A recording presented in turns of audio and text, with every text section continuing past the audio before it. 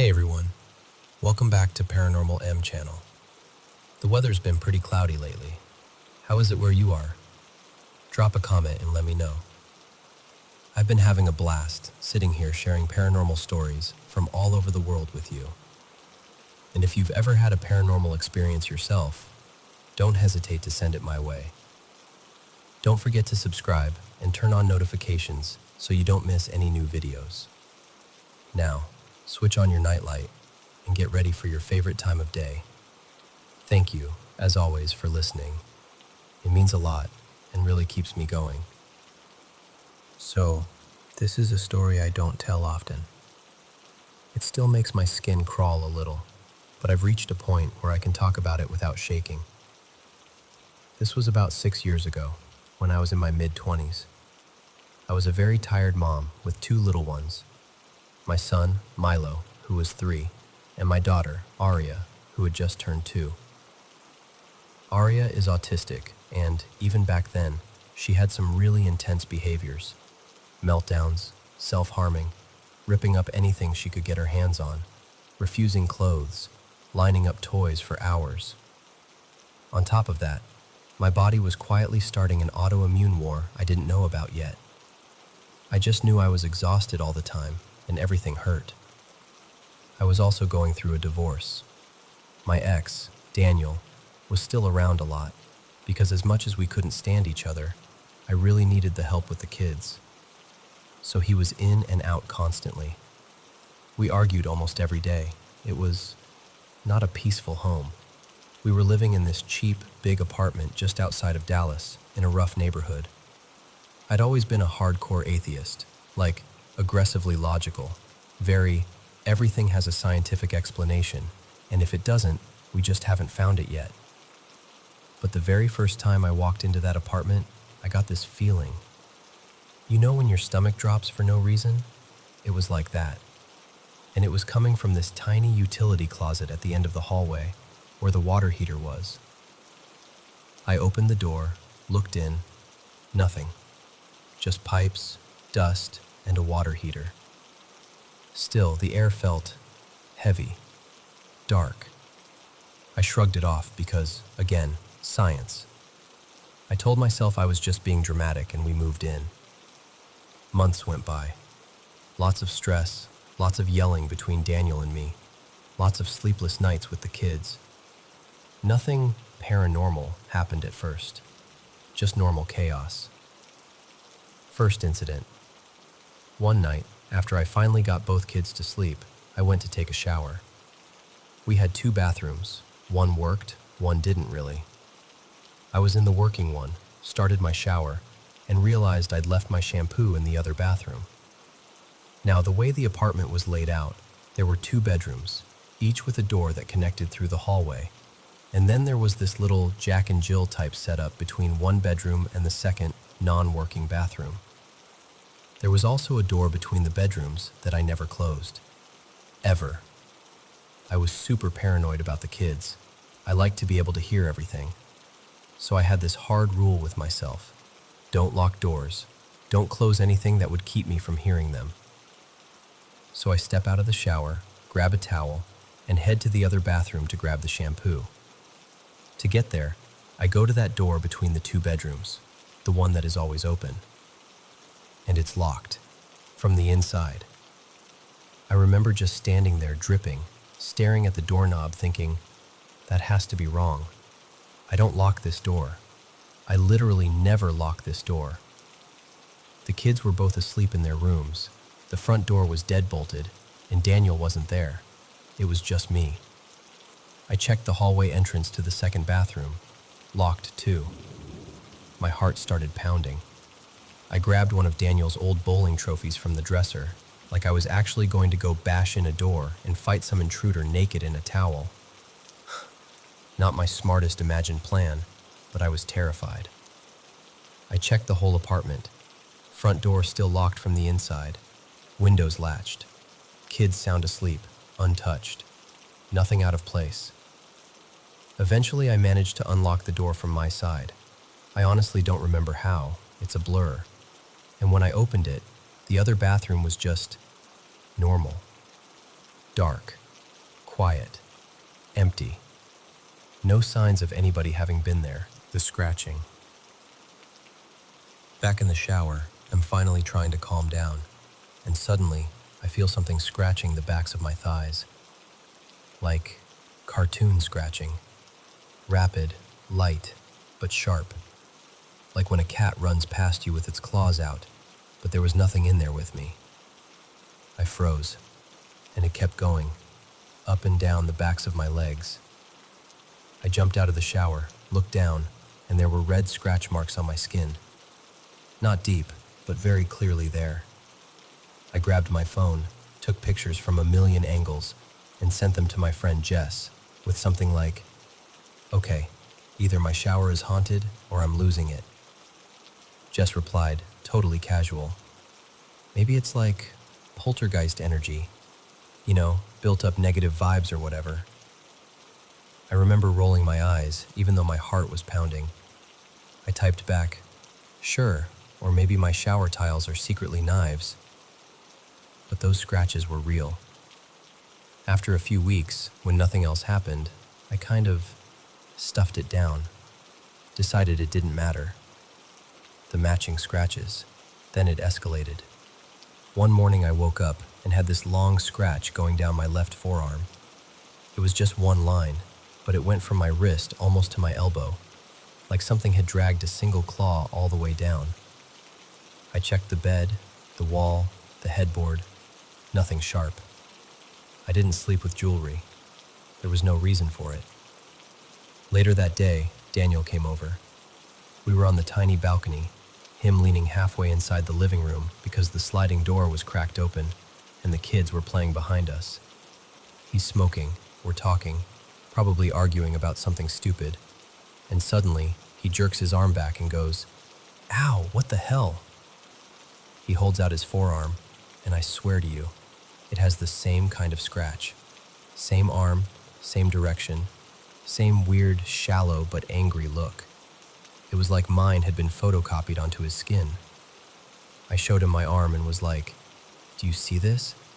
Do you see how they match?" He shrugged it off, told me we probably brushed against something. "You're overthinking it," he said. "You're stressed." I tried to let it go. We went inside. I made dinner. We wrangled the kids to the table. At one point, my 2-year-old Aria pulled off her little t-shirt because she hated wearing clothes, as usual. And right down the center of her back was a single, long scratch. Same look, same feel. One clean line, top to bottom. My stomach dropped. I felt cold all over. It wasn't just me anymore. It wasn't just my imagination or my stress. I didn't say anything to her. I didn't want to scare her. But I looked at Daniel like, "Do you see this now?" And he still tried to brush it off. That night, I did not sleep. The handprint.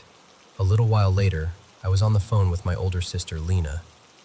She's religious, very gentle about it, but she believes in angels and demons and all that. I, at the time, did not. I told her about the door, the scratches, how my nerves were shot. She was quiet for a bit and then she said, "I really think something's in that apartment. You should pray." I rolled my eyes, even though she couldn't see me. "Lena, come on. There has to be some logical explanation." I was standing in the living room, near the big window that looked out over the parking lot. We had these long white curtains that touched the floor. The AC was off, no fans on, no drafts.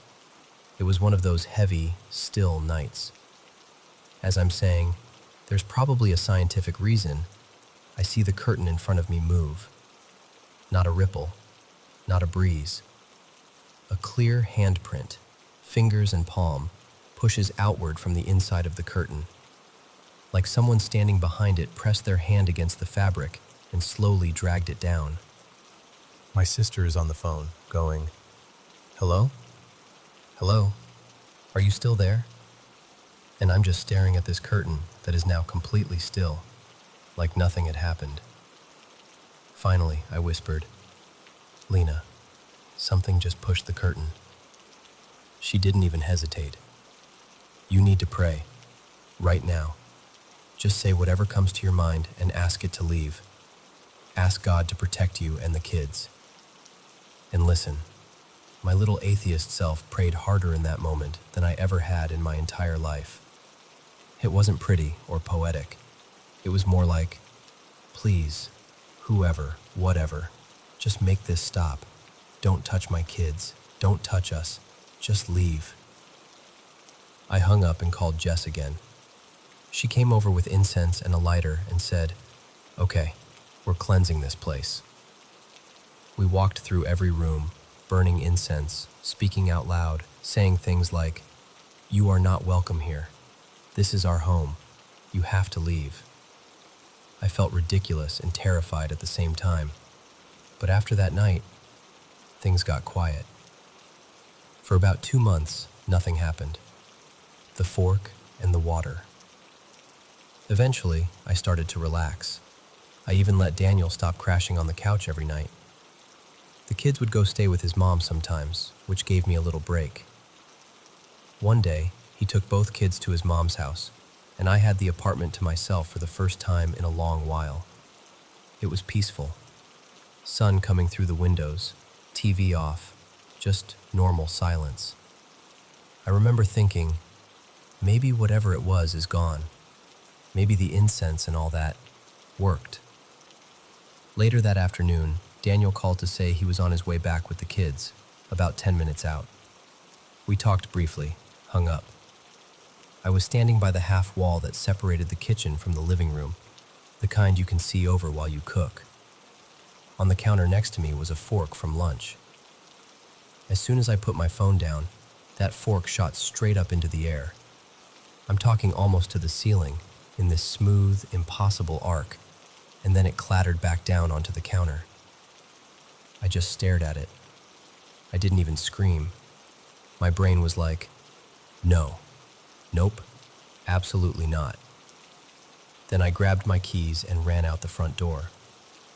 I called Daniel back, totally hysterical, trying to explain through tears, and he was doing his usual, "You're freaking yourself out, it's stress. Calm down, I'm almost there." So I sat on the stairs outside, waiting.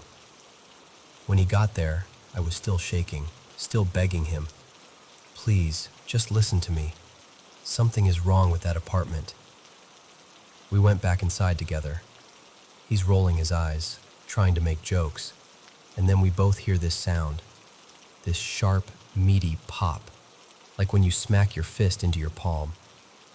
He suddenly winces and grabs his forehead. "Ow, what the?" When he pulls his hand away, there's a red mark forming, like he'd just been smacked right in the middle of his forehead by an invisible hand. He looks at me, and for the first time, I see real fear in his face.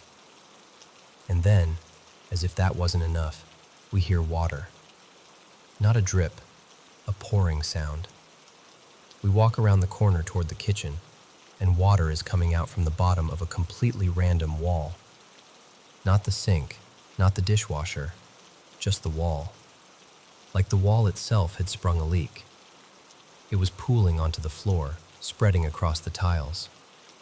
We just stared at it for a second, and then I said, "Nope, get the kids, we're leaving." We grabbed the kids, grabbed our bags, and ran out like the building was on fire. Drove around for about half an hour because neither of us wanted to go back. When we finally did go back, the floor where the water had been, bone dry. No dampness, no puddle, nothing. Leaving for good. We did it. We put salt across the thresholds, in the window tracks, in a line by that creepy utility closet. We spoke out loud again, telling whatever it was that it wasn't allowed there, that it had to go. And it did feel calmer. Nothing dramatic happened after that. But we couldn't relax in that place anymore. The kids were restless, I was on edge, and even Daniel, the king of "you're overreacting," didn't argue when I said, "We're breaking the lease. So we did. We broke the lease early, paid the fee, and got out. I went into that apartment as a smug atheist who thought ghosts and demons were just stories people told themselves when they couldn't explain things. I still don't know exactly what was in there.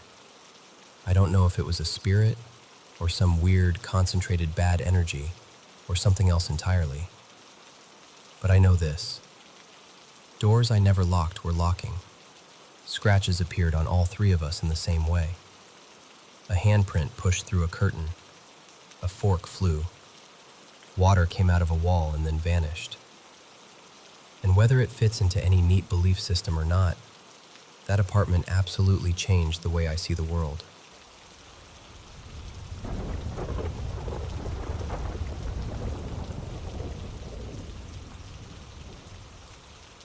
So, okay. Let me just take a breath and tell you this like we're sitting on a couch with coffee. Because this is still the weirdest thing that's ever happened to me. This is my one and only first-hand brush with what I can only describe as a poltergeist. It was the late 90s, 98, I think. I was about 22, living with my boyfriend at the time, Daniel. We were broke in that very particular first place together way, so we rented this cheap little apartment that sat in this awkward gray area between the nice part of town and the maybe don't walk alone at night part. I worked at a little print shop during the day, and Daniel worked nights at a warehouse, so most evenings we kind of tag-teamed the apartment. I'd be coming home as he was heading out. One afternoon, I got home from work. We chatted for a minute while he changed, kissed goodbye at the door, and he left for his shift. I remember locking the deadbolt behind him, doing my usual quick tidy, and turning off all the lights, because our electric bill was a monster if we weren't careful. Then I grabbed my keys and went out to do some grocery shopping. Nothing weird, totally normal. I was probably gone, 40 minutes, an hour. And when I came back, I opened the door and just stopped. The apartment was in full chaos. Every single light was on, all of them. The little lamp in the bedroom that we never used, on. The ugly fluorescent in the kitchen that we avoided because it buzzed, on. Even the light over the stove was on, and the stereo was blasting. Not just loud, like absolutely cranked as high as it would go. It was tuned to this AM talk radio station, some guy droning on about politics. Neither of us ever listened to talk radio. We were strictly mixtapes and the alternative rock preset people. This stereo, by the way, was one of those old systems with a row of preset buttons you had to push to switch stations. The station it was on wasn't anywhere near any of our presets. It wasn't like the tuner had just drifted a little. I just stood there in the doorway with my grocery bags thinking, okay, no, absolutely not. I knew that I had turned off the lights. It was our habit. It was survival. And the stereo definitely hadn't been on when I left. The first thing that really hit me, though, once I stepped inside, was the silence under the noise. Our cat, Luna, was nowhere to be seen. Normally, she would come trotting up the minute anyone opened the door, all chirps and meows, ready for attention. But this time, nothing. No jingle of her collar, no little paws on the carpet. That scared me more than the lights. I dropped the groceries on the table, walked over, and turned the stereo off. The sudden silence made everything feel even weirder. You know that heavy, charged kind of quiet? It felt like the apartment was holding its breath. All the hairs on my arms and the back of my neck were standing up.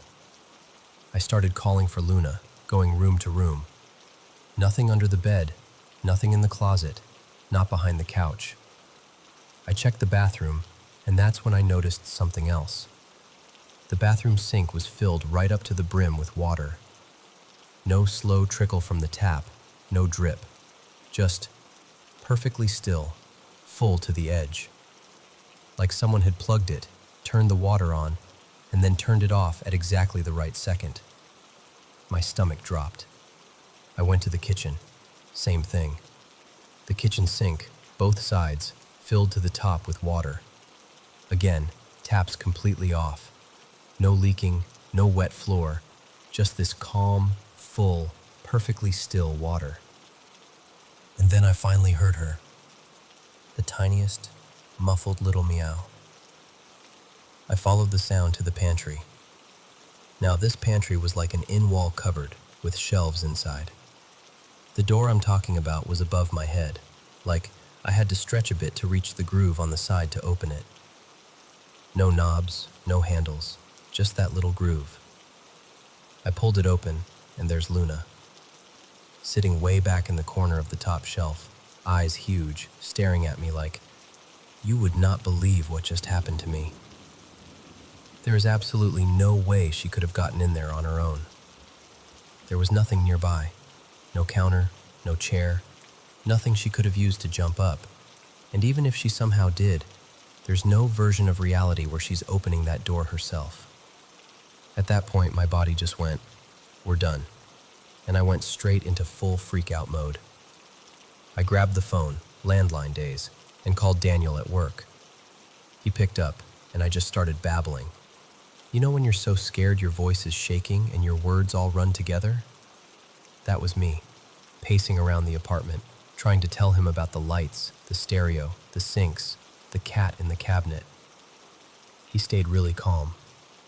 He told me to leave the phone on speaker and do a walkthrough of the whole apartment, just to make sure no one had broken in and was hiding somewhere. So I did. I checked the bedroom, the closets, behind the shower curtain, under everything I could think of. No one. Nothing out of place except the extremely weird stuff. He had me look around and confirm that nothing was missing. Laptop? There. TV? There. His game console? Still plugged in. Rent money envelope? Still hidden where we'd left it. So, okay, not a robbery. I was still shaky and on the edge of hyperventilating when he said, "Hang on, I'm going to call the front office, see if anything happened around our place." He put me on hold for a bit, then called me back.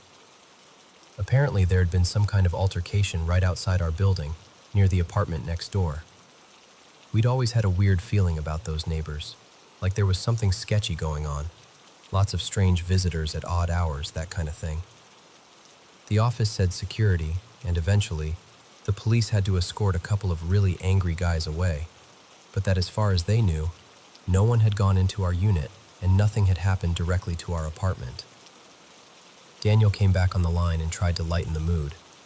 He said something like, "Well, maybe it was a ghost trying to make it look like someone was home, so those guys wouldn't decide to break in and take our stuff." I kind of half laughed, half sobbed. Then he goes, jokingly, "If it is a ghost, it better do some housework to pay for the extra electricity." I remember that very clearly because I told him, "Don't say that." And he laughed and said we'd talk more about it the next day when we were both off. That night, when he got home and we went out for a walk, he admitted he didn't necessarily think it was a ghost, but he did say this: "If it was something paranormal, the last thing you want to do is feed it fear." In his mind, treating it lightly, joking, not getting too scared, was a way of not giving it power or attention or whatever. And since it hadn't done anything destructive, no broken dishes, no writing on the walls, the worst thing it had done was give Luna a very confusing afternoon. So his attitude was, let's just be respectful and not poke it. A few days later, though, it was his turn to be weirded out. He goes, "Hey, quick question. Did you vacuum before you left?" I'm like, "No, why?" "Did you maybe put the dishes away?" "No, I was running late. The sink was a mess when I left." "Why? What's going on?" He took a breath and said, "Okay, so I came back from picking up some stuff and the entire apartment has been vacuumed. Like, perfectly. You know those straight vacuum lines you get when you're doing a really good job?" He said they were everywhere. Every room. but there were no footprints in the carpet leading to the closet where we kept the vacuum. Just these neat, precise lines, and then nothing between that and the closet door. And the dishes? All washed, all dried, all put away in the right cabinets. Not just tossed somewhere, like exactly where they belonged. Plates stacked where we always kept them, glasses in their usual row, silverware in the right slots. He checked the doors and windows, still locked from the inside. That's when he said, half joking, half serious, "I think the ghost heard me when I told it to do some housework." After that, things calmed down. We didn't have any more big, dramatic events. No more mystery water, no more blaring stereo. But Luna started doing this one thing she had never done before. She became obsessed with the bathtub. She would sit on the edge of it and just stare into the empty tub. Not playing, not pawing at anything. Just sitting there for long stretches of time, peering into it like she was watching something we couldn't see. Every time I'd walk past the bathroom and see her like that, I'd get this little chill. Over time, I developed my own theory. Nothing scientific, just a feeling. I started to wonder if maybe our polite little poltergeist had been a former tenant. Someone who might have died in that apartment, maybe even in that bathtub, and for whatever reason, hadn't really let go of it yet. Maybe, in their mind, that was still their space they were protecting. And that night with the argument next door, with angry people outside and who knows what going on, maybe they panicked for us, turned on all the lights, cranked the stereo, moved the cat to a safe little cabinet, filled the sinks as some kind of strange leftover habit or symbol. Who knows? I can't prove any of that, obviously. Maybe there's some wildly rational explanation for everything that happened, and we were just two tired young adults in a weird building at the edge of town. But here's what I know for sure. I walked into that apartment one day, and it was not how I left it. Something, or someone, turned everything on, filled every sink, and gently tucked my cat away in a place she couldn't possibly have reached. And a few days later, something, or someone, vacuumed our floors and put our dishes away better than either of us ever did. So I call it my polite poltergeist story. And whether it was a ghost or not, to this day, I still say thank you under my breath whenever something weird happens but somehow turns out okay. Just in case someone's still listening.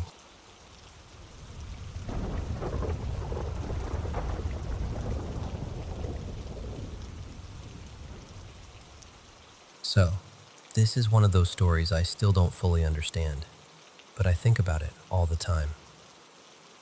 When my daughter Maya was a little over 2.5, we had an experience that still gives me chills. One afternoon, she was sitting in our living room, perched on the edge of the couch, eating sliced strawberries out of a little yellow bowl. It was just a normal day, TV humming softly in the background, sunlight coming through the blinds. Then, out of nowhere, she put the bowl down, stood up, and walked toward the front door. I remember watching her, thinking she was just going to look outside.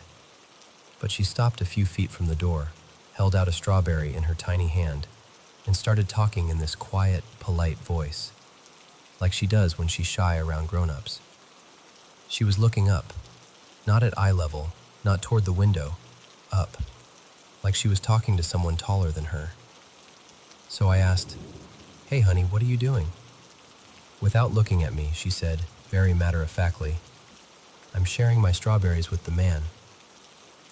I got that weird feeling in my chest. You know when the room suddenly feels just a little too still? I glanced at the door, checked the porch, checked the window. No one there, just us. I tried to keep my voice light. "Oh yeah? What man?"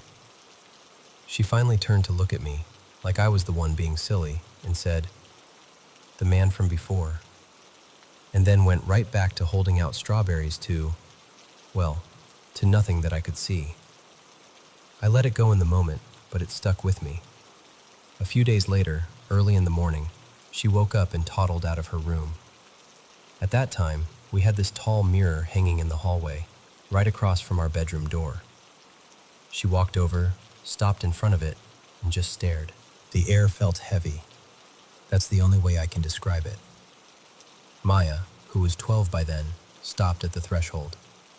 She took one step inside, then froze and said, "I don't like it in there. I'll wait outside." Now, she's not usually dramatic about stuff like that, so I said, "Okay, that's fine. Stay where I can see you." I figured she just didn't like the smell. Kids can be sensitive like that. So my partner and I walked through the house, room by room. And honestly, I already knew it wasn't for us. The layout was weird, the energy felt off, and that rotten smell just lingered. I was standing in what I think used to be the dining room when I heard fast footsteps on the porch. Then the front door flew open. Maya was standing there, completely pale, shaking, and breathing so fast she could barely get words out. "There's a lady outside," she gasped. I went straight to her, put my hands on her shoulders, and tried to calm her down. Hey, slow down. What lady? There's nobody out there. It's just us and the realtor." She shook her head, eyes wide, staring past me like she was still seeing it. "No, I saw her. She was right there." I asked her where, and she pointed toward a spot in the yard near this old, leaning fence post. "I was looking at the grass," she said, still catching her breath. "And then I looked up, and this lady was standing in front of me. She was really pale, old. Her hair was kind of gray and messy. She just stood there, looking at me, and then she was gone. Not walked away, not turned a corner. Gone." We cut the visit short after that. I told the realtor the house wasn't for us, and we drove home. Maya was quiet most of the ride. I could tell she was trying to make sense of it. That night, after she'd gone to bed, curiosity got the better of me. I started looking up the history of the house, and here's where it gets even stranger. From what I could find, an elderly couple had owned that property for many years. They'd lived most of their lives in that house. The husband had died about 10 years earlier, inside the home. The wife had passed away just a few months before we went to see it. In a town that small, with basically a few streets, a church, and a cemetery, it seemed pretty likely she had died there too. I just sat there staring at the screen, thinking about my daughter at 3, holding out strawberries to the man, and then at 12, refusing to go inside that house, and then seeing the lady in the yard. 2 different places, 2 different ages, 2 different people she described. First an old man, then an older woman. And no one else saw a thing. I still don't know what to make of it. I'm not here to convince anyone of anything. I'm just a parent who's seen her child quietly interact with something that the rest of us couldn't see. But I'll be honest, sometimes when I think back on it all, I wonder. At 3 years old, she saw a man by our front door and in the mirror. At 12, she saw a woman who had only recently passed, standing in the yard of her old home. And I can't help but ask myself, is it possible that my daughter really does see things the rest of us can't?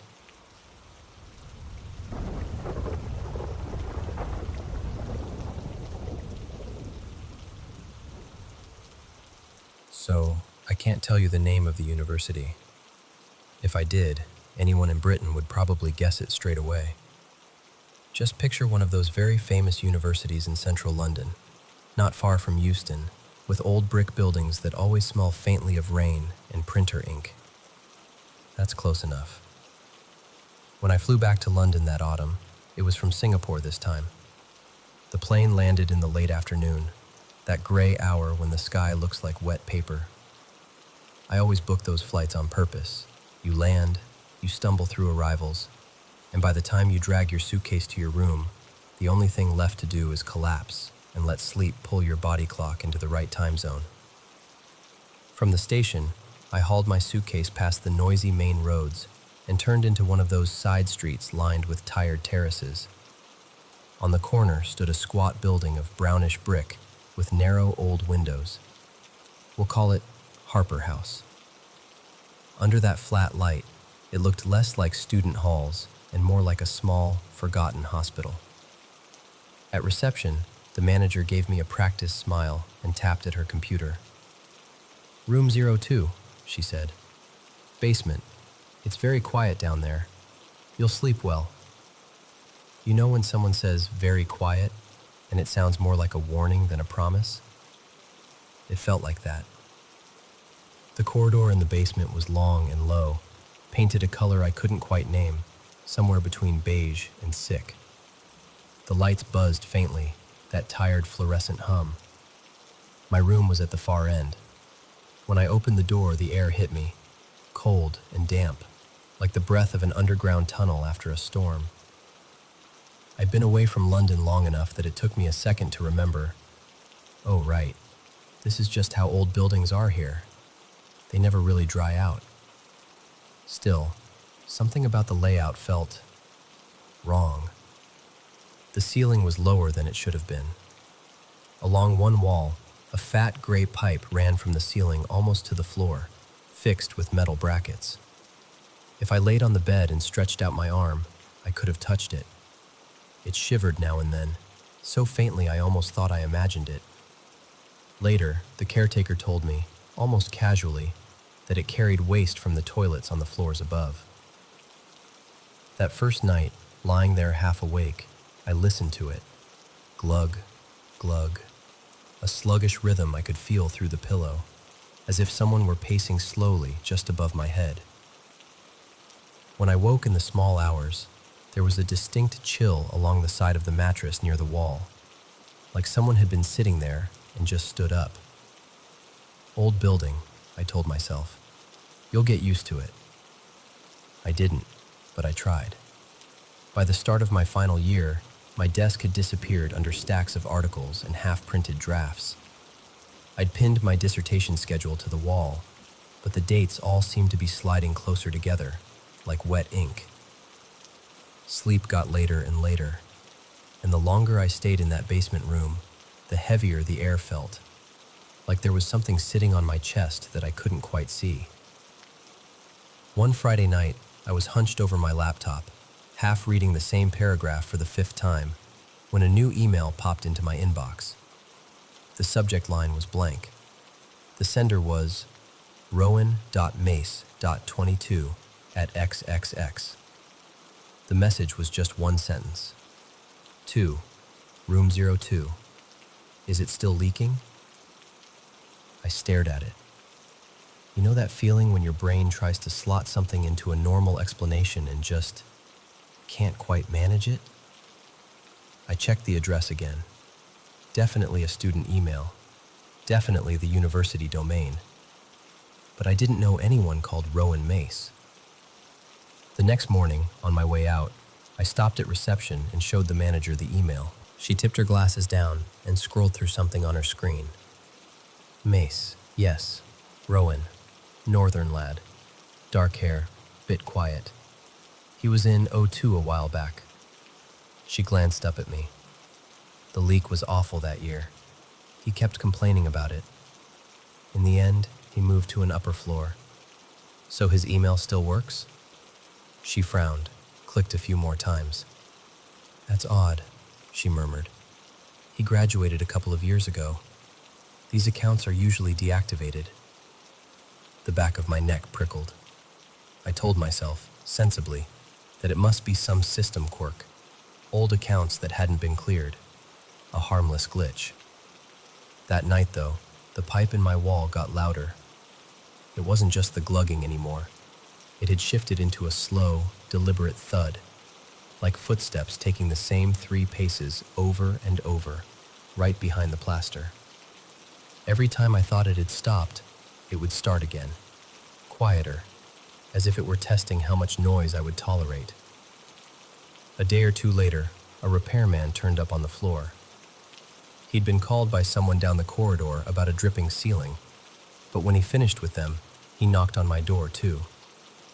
He was in his 50s, maybe, with reddened hands and those watery blue eyes people sometimes get after years in drafty buildings.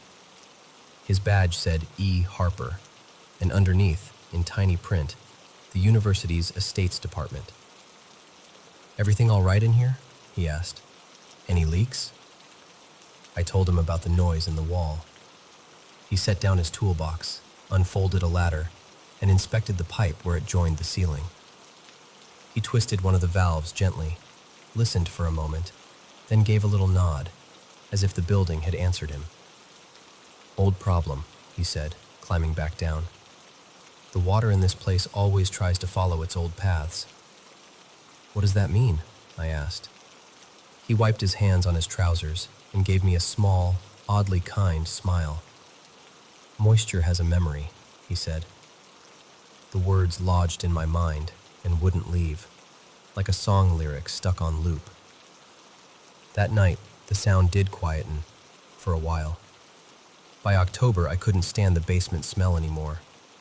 You know that mix of dust, detergent, and something vaguely metallic? It clung to my clothes, to my hair, even to my notes. One evening, when the rain was doing that fine, misty thing London rain does, I gave up on working and walked until I found a pub that looked soft around the edges. Warm light, steamed-up windows, people talking just loud enough that you wouldn't feel alone.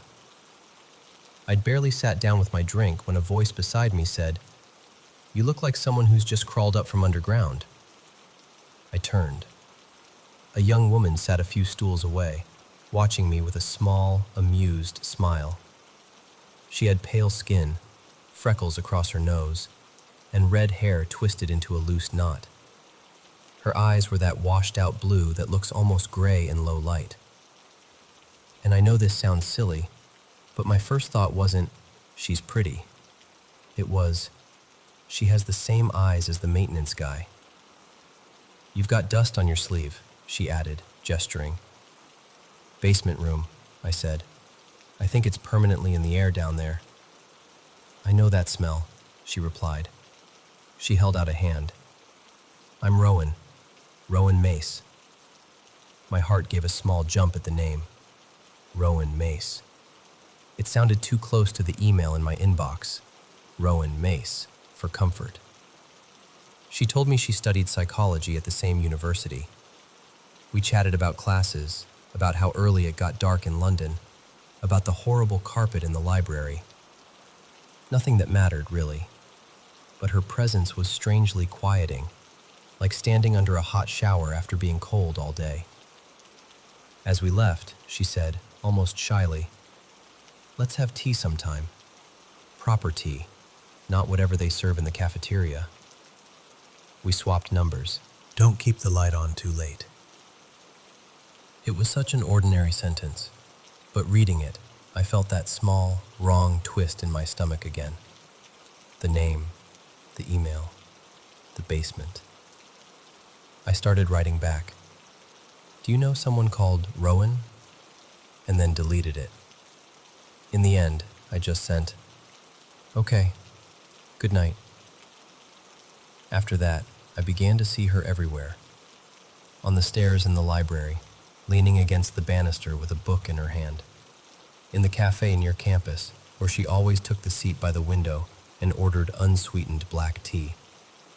We never made formal plans, we just drifted into each other's orbit. Our conversations stayed light, lecturers we liked, books we pretended to have finished, the way London could feel like 3 different cities in a single day. But underneath, there was this odd rhythm, as if we both knew we were circling something we weren't naming.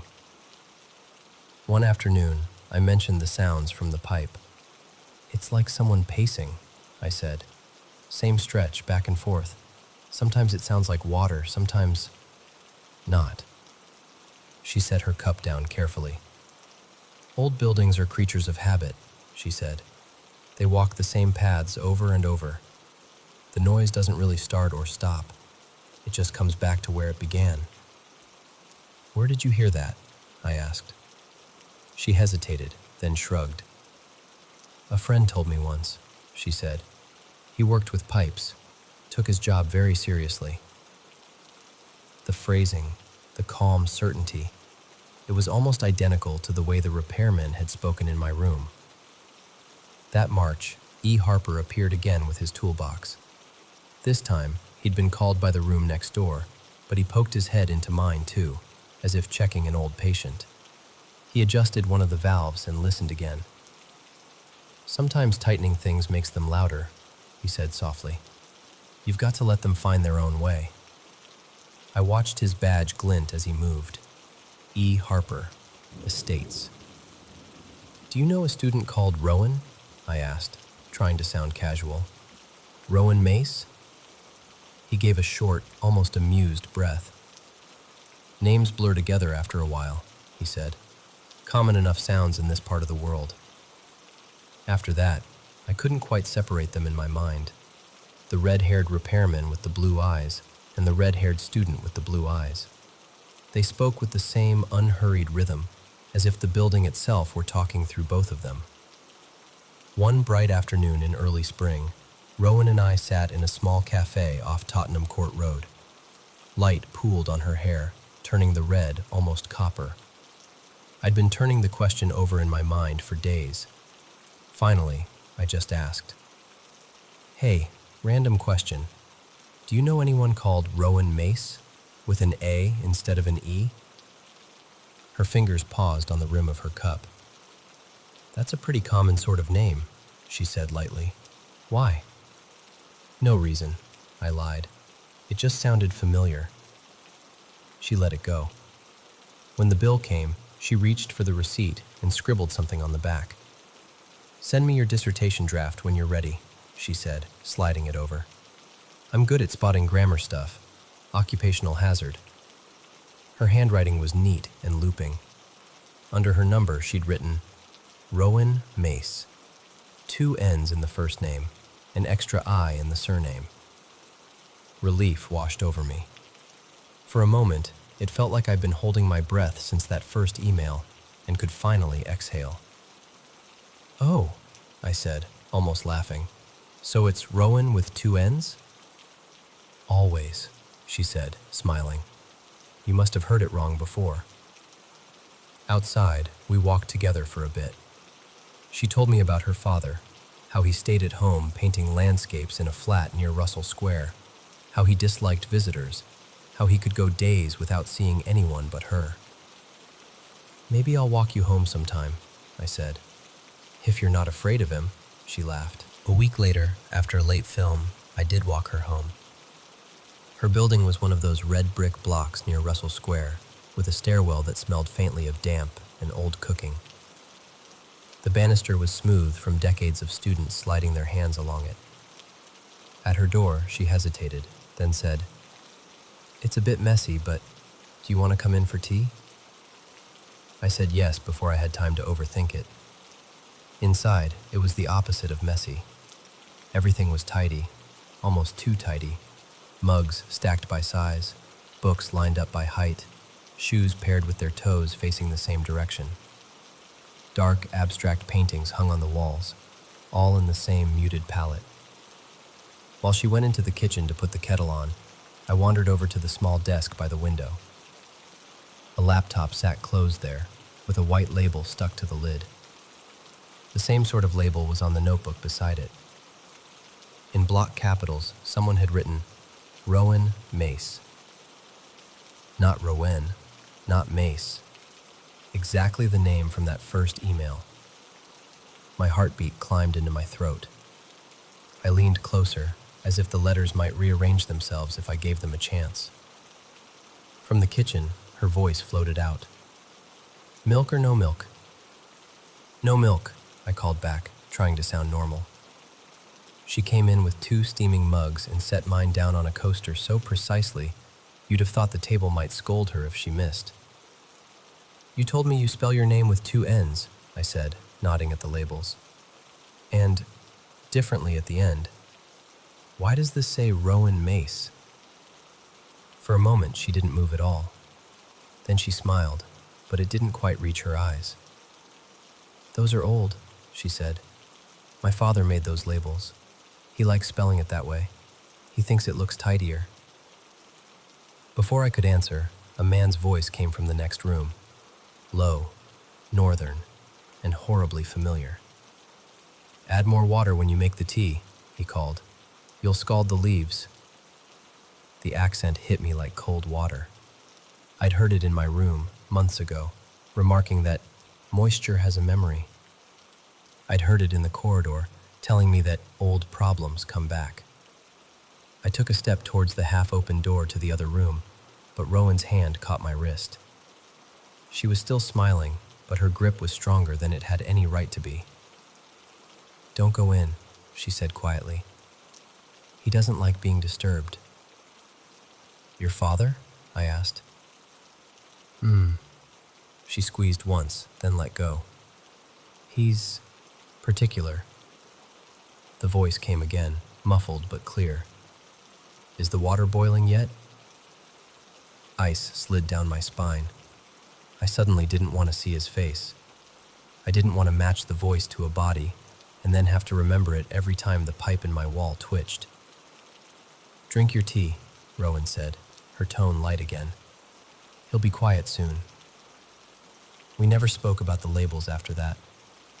I finished my tea, made some excuse about an early start, and left. Walking back through the drizzle, Harper House looming in the distance, one thought went around and around in my head. If she was Rowan Mace, then who was Rowan Mace? And if she wasn't, what exactly was I sharing my walls with? A few weeks later, she called me out of the blue. Her voice sounded thinner than usual, as if the signal were stretching it. "I'm transferring to Glasgow," she said. "It's all a bit sudden, some family stuff." "When?" I asked. "Next month." A pause. "Thank you for talking with me this year. It's been nice." "Good luck," I said. "Really." We didn't say much else. When we hung up, I sat on the end of the bed, watching the pipe pulse gently in the wall. The next day, an email arrived from a new address. The subject line was, "Moving." The sender, rowan.mace@xxx. The message said, "I'm moving to Glasgow next month. Rowan." I stared at that double N for a long time. Then I went back to my inbox and opened the old message, the one from months ago. "To Room 02. Is it still leaking? Rowan.mace.22. But somehow, in my mind, they had both begun to blur. I never replied to her email. I don't know if that was kind or cowardly. Maybe both. June 17th, 2025. My last full day in that room. I packed my suitcase slowly, folding the year into piles. Notes I'd keep, clothes I'd donate, memories I'd pretend to forget. The corridor outside was almost silent. Most people had already gone home or were out celebrating. Sometime in the afternoon, there was a knock on my door. When I opened it, E. Harper was standing there, toolbox in hand. "Leaving today?" he asked. "Tomorrow morning," I said. "Thought I'd hand the key in tonight." He stepped inside without really waiting for an invitation, glanced up at the pipe, and pressed his palm gently against it, as if taking its temperature. Then he knelt, adjusted a valve I hadn't even noticed before, and the pipe gave a long, soft sigh. "There," he said. "That should stay quiet for a while." "For the next person?" I asked, trying to keep my tone neutral. He looked around the room, at the faint marks on the walls where I'd blue-tacked notes, at the slight dip in the mattress where I always slept. "Old places have good memories," he said. "You know when someone says something perfectly ordinary, but it lands like a warning?" That's how it felt. Later, at reception, I slid my key across the desk. "All done?" the manager asked. "Yeah." I hesitated then. "Can I ask, that repairman, Mr. Harper, does he have any family? Kids? A daughter, maybe?" She looked genuinely surprised. Him? Eric? Not that I've ever heard. He's been with Estates for over 10 years, always on his own. Fixes our leaks, disappears. No visitors, no one asking after him. She chuckled. Bit of a hermit, that one. She tapped the drawer behind her absent-mindedly. We've got all his paperwork on file, of course. Passport, contracts, all that. Our most reliable man. I nodded, murmured a thanks, and stepped outside. The air felt different, warmer. The kind of June sunshine London gets on its best days, when the sky actually remembers how to be blue. Students were dragging suitcases along the pavement, laughing, arguing about who'd left the frying pan unwashed for months. As I turned the corner, I glanced back at Harper House. One of the basement windows, the one that belonged to room 02, was propped open an inch, just enough to let air in, or out. I remembered something Rowan had said early on. Old houses walk the same paths. Maybe people do too. Maybe emails and voices and footsteps all find their way back to the same roots, even when the names on the labels change. Since she left for Scotland, if she really went, I haven't heard from her again. No texts, no emails, no chance encounters on stairwells. But a few days ago, I passed Harper House on the bus and saw new students arriving, wrestling their suitcases through the front door, smiling in that hopeful, tired way. And I caught myself wondering if any of them would be sent down to the basement, if any of them would stand where I stood, key in hand, breathing that cold, tunnel-smelling air. And if, on their first night, lying in the dark of room 02, they'd fall asleep to the sound of steady, careful footsteps pacing just above their heads, walking the same 3 steps they've always walked, over and over, down the inside of the wall.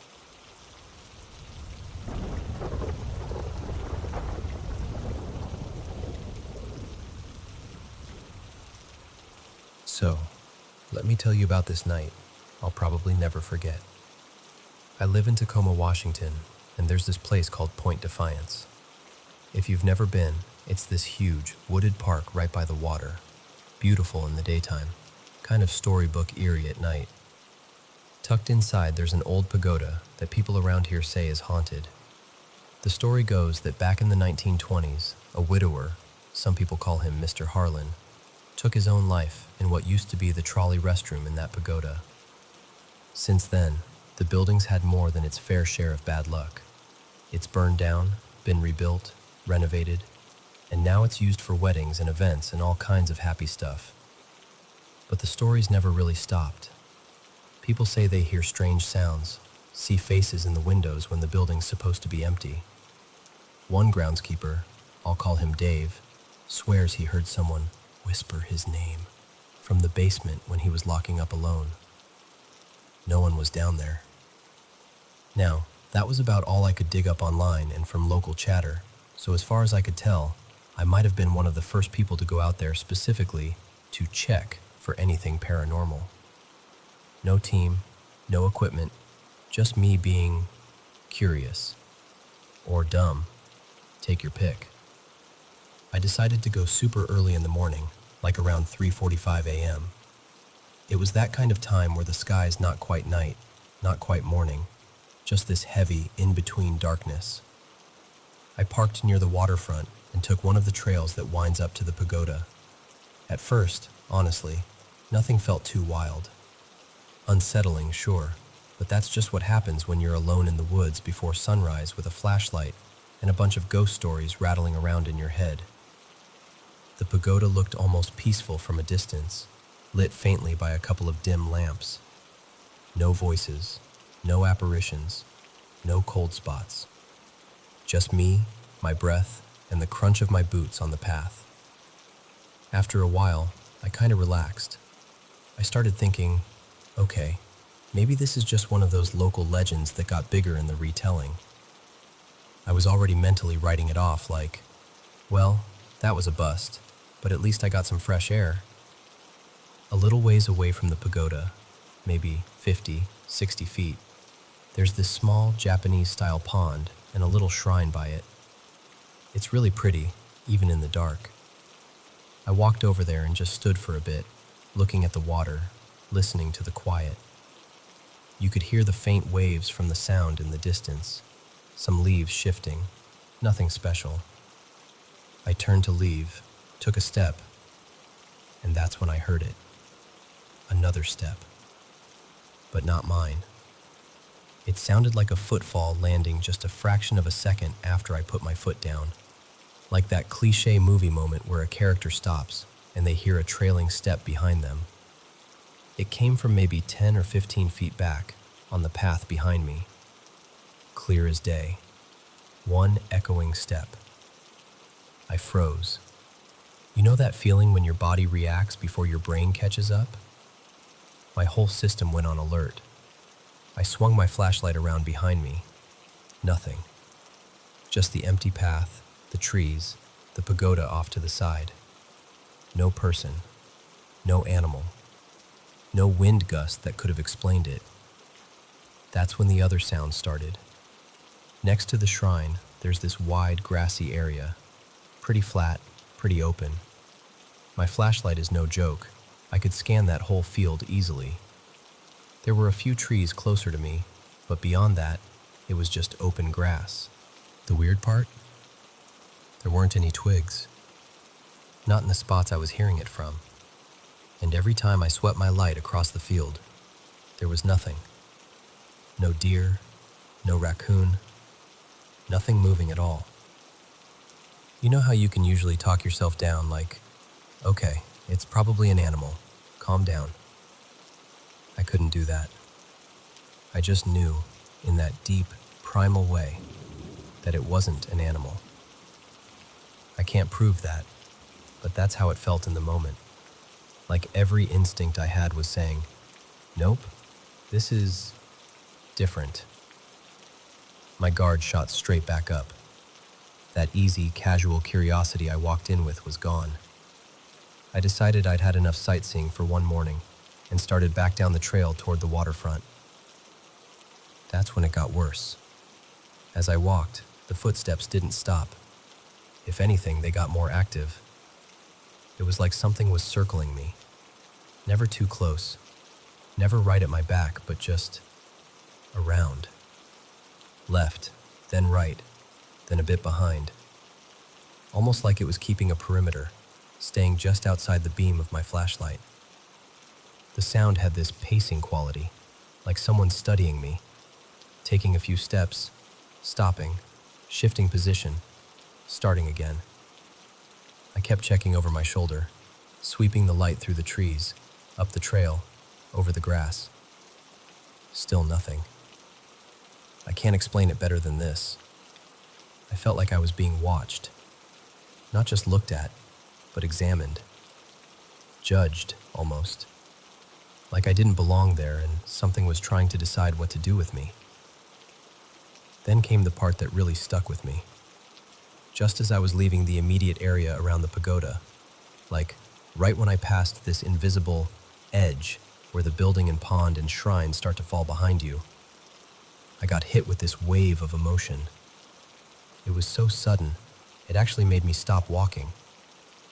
One second I was on high alert, but still basically just scared and annoyed.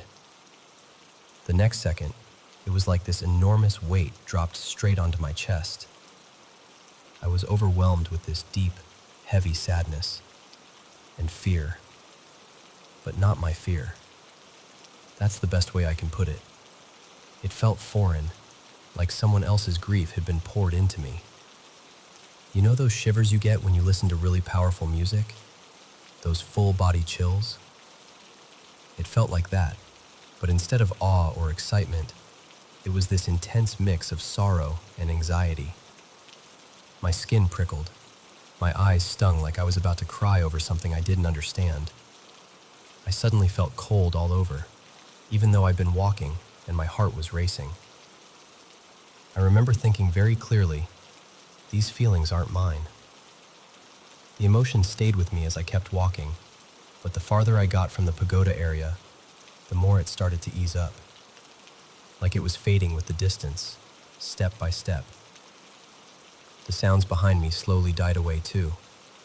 No more phantom footsteps, no more snapping where nothing was visible, just the normal park noises and my own breathing.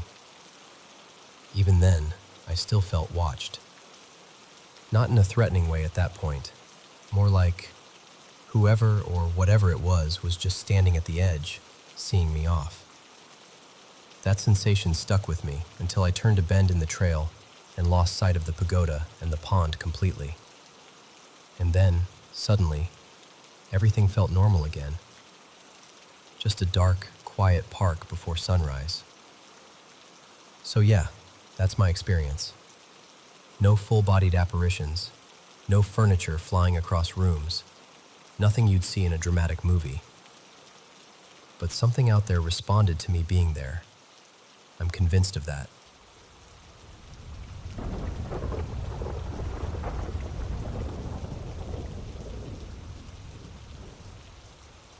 So, this one's for my dad. His name was never in any headline or history book, but yeah, this is for him. My dad, Mark Wilson, worked the graveyard shift. Literally. He was the overnight caretaker at this old cemetery on the edge of a little town outside Knoxville, way past where the streetlights end and the road turns to gravel. The kind of place where even the moonlight looks like it's second-guessing itself. On paper, his job was simple. Keep folks from sleeping on the graves, make sure nobody was sneaking in to pry off copper vases, keep the grounds respectable, as the management liked to say. But Dad would look at me with that serious, tired half-smile of his and say, "It ain't the living that bothers me out there." And he meant it. I only went with him once. I was around 10, give or take. Mom was on a double shift at the hospital, and instead of leaving me with a neighbor, he brought me along. Said I could sleep in the little guard shack while he did his rounds. The shack was no bigger than a storage closet. It smelled like burnt coffee, old paper, and wet dirt. There was this tiny space heater in the corner that hissed and rattled like it was offended it had to work at all. I remember curling up on this worn-out vinyl cot with his old army jacket over me. It still smelled like cigarettes and whatever cheap aftershave he bought at the drugstore. That smell made me feel safe, like he'd just stepped out for a minute and would be back any second. I fell asleep to the sound of that heater buzzing and the soft scratch of his pen on a logbook. The first time I woke up, it was silent. Not late at night quiet, just wrong. The heater was dead. No hiss, no buzz, nothing. The silence felt heavy, like the air was pressing down on my chest. And then I heard it. That whistle. My dad's whistle was sharp, clean. The kind of sound that could slice right through kids screaming, lawnmowers, thunderstorms, you name it. That's how he'd call me in at dusk. 2 short blasts from the porch, and I knew the game was over. But hearing it out there, in the middle of a sleeping graveyard, with no wind, no traffic, nothing, it took every bit of warmth right out of me.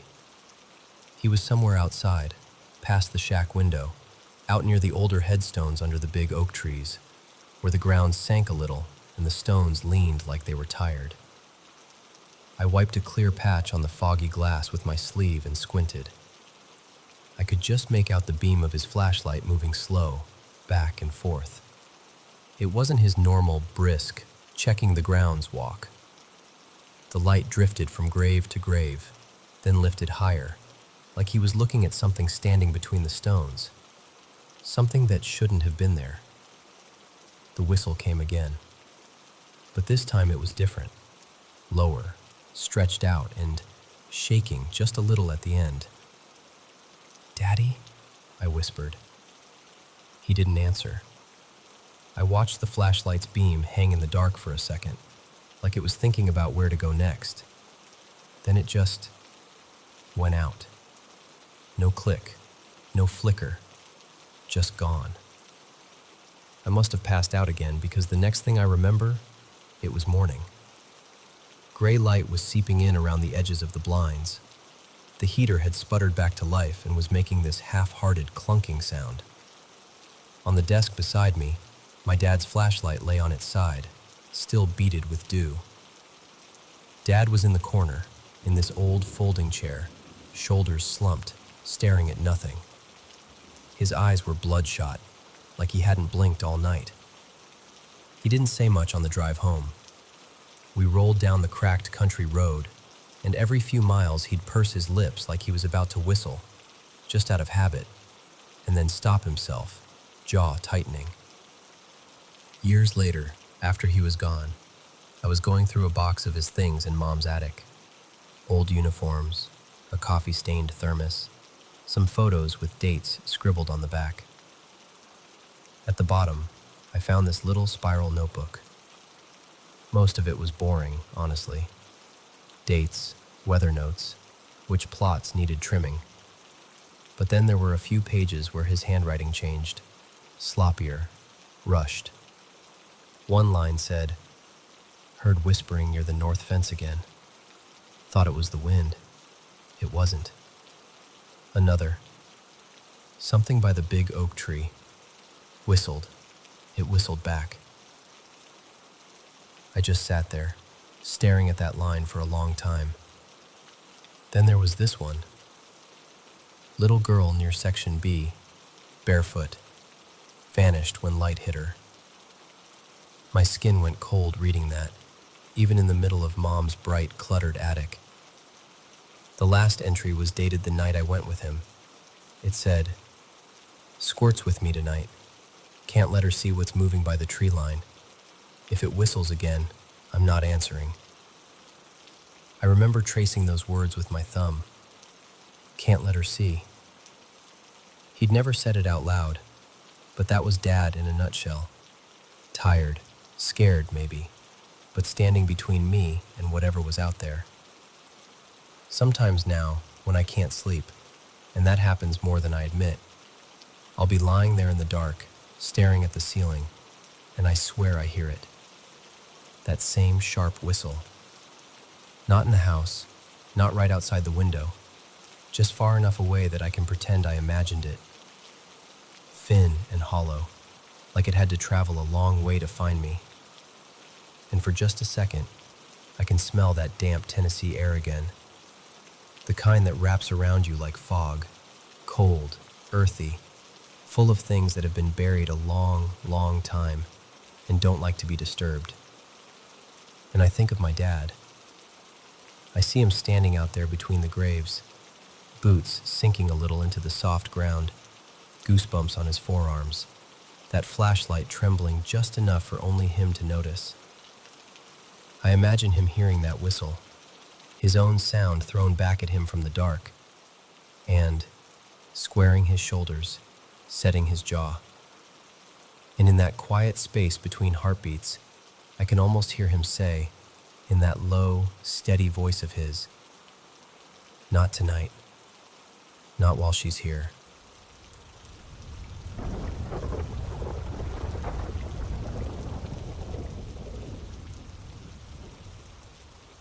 Hello everyone, it's me again, Mr. Paranormal M.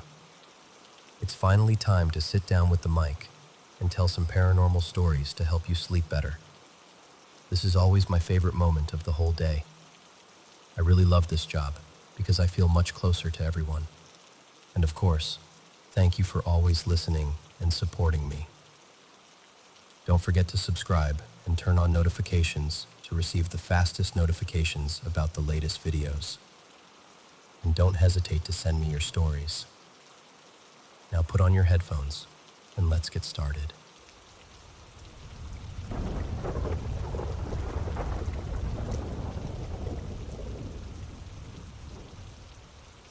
Okay, so, as most people around me have figured out by now, I've had a lot of experiences with ghosts and the paranormal. This isn't a once-in-a-while thing for me. I have spirits that basically live alongside us and check in every day. the way neighbors do. The ones I see most often are my good friend Riley, his twin brother Logan, and my husband's little shadow, Maya. Those three are kind of my regulars. They drift in and out of rooms, hang around when we're talking, and sometimes they're closer than the living people in my life. They've been with us long enough that I worry about them the way I worry about family. There are a few others who stay mostly in the house. There's Eli, who usually hides behind my mother-in-law's favorite chair. I'll see him crouched there, playing jacks on the floor, completely absorbed in his game, like a kid who never grew out of it. Then there's an indigenous teen who spends a lot of time by my mother-in-law's bedroom window, pacing back and forth. He has this protective energy, like he's on guard duty, because there's another spirit outside that same window that constantly tries to get in. You can feel the tension sometimes, like a quiet standoff. And then we've got the non-ghosts, the other entities. Two of them stay with us pretty regularly, Zeke and Lena. Zeke is technically a succubus, and Lena is an incubus. Don't ask me why the labels don't line up with what people usually expect. Trust me, I've given up trying to make it make sense. I let them pick what I'd call them, and those are the names they chose. That's kind of the theme in my life. I meet very odd beings, and half the time, I just roll with it. We also get visitors who drop in from time to time, like my stepdad and my husband's grandmother. They don't hang around constantly, but they come through enough that I can tell when they're near. The room feels a little fuller, a little warmer. And then there are the animals. A couple of dogs, more cats than I can honestly count, and yes, even fish. The dog spirits are the easiest for me to recognize.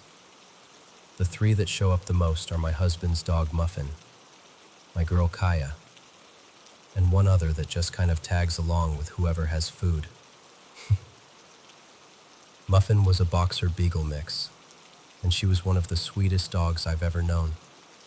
Just pure wiggly love with paws. Kaya was my baby. She was supposed to be a pit bull and Rottweiler St. Bernard mix, but she grew into this long-haired, wild-looking dog who didn't quite fit any of those breeds. My family is pretty convinced her dad was part coyote, or maybe even wolf. It would explain her build and her coloring, and the way she'd stare off into the woods like she remembered something we couldn't see. The cats? There are honestly too many to keep track of. My family has had cats for as long as I can remember, so there's kind of a revolving door of cat spirits. The one who stands out the most is my son's cat, Midnight. Yes, he named her. He called her Mimi when he was being sweet. She was pitch black with a tiny white streak on her chin, like she'd dipped her face in milk. Every so often she'll pop back in, and because my current dog is about the size of a large cat, we'll catch a glimpse of Midnight and think it's Pumpkin, our little dog, slipping around the corner.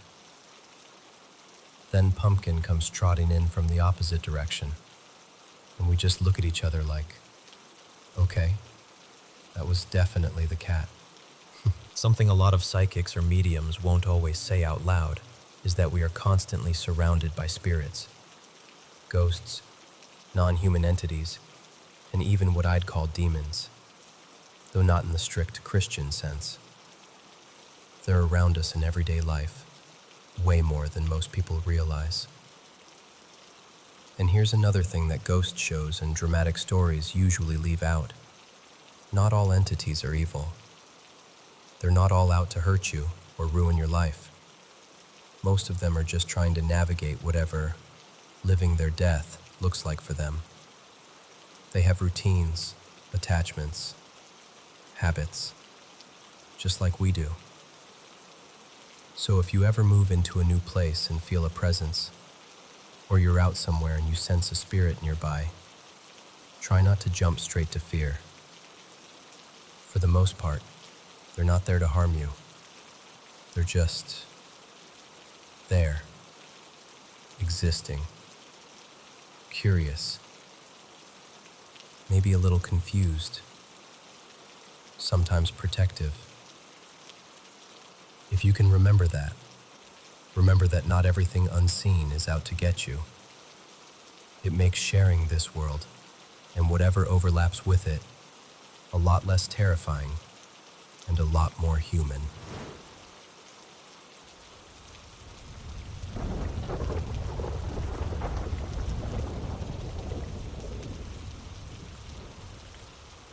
You know, every time we drive along the river near the Astoria-Megler Bridge, I can't help looking up toward that old fort on the Washington side. Fort Columbia. If you're heading out toward Long Beach, you actually pass right underneath it. Most people just keep going. But that place, it has its hooks in me. The fort's been there since the turn of the 1900s, built back when everyone was terrified of enemy ships sliding up the Columbia River. These days, it's a quiet little state park and historical site. Picnic tables, interpretive signs, the usual nothing to see here vibe. But there is so much more going on than the brochures let on. I went there for the first time years ago when my partner, back then he was just my boyfriend, Leo, and I came up to visit his family in Washington. He knew I was a history nerd, so he suggested we check the fort out. Honestly, he probably thought I'd just get excited about cannons and old brickwork. And I did. At first. See, I don't usually read up on haunted stories before I visit a place.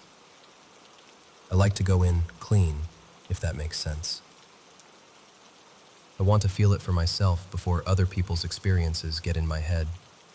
So I had no idea what people said about Fort Columbia. I just knew it was old, and old places remember things.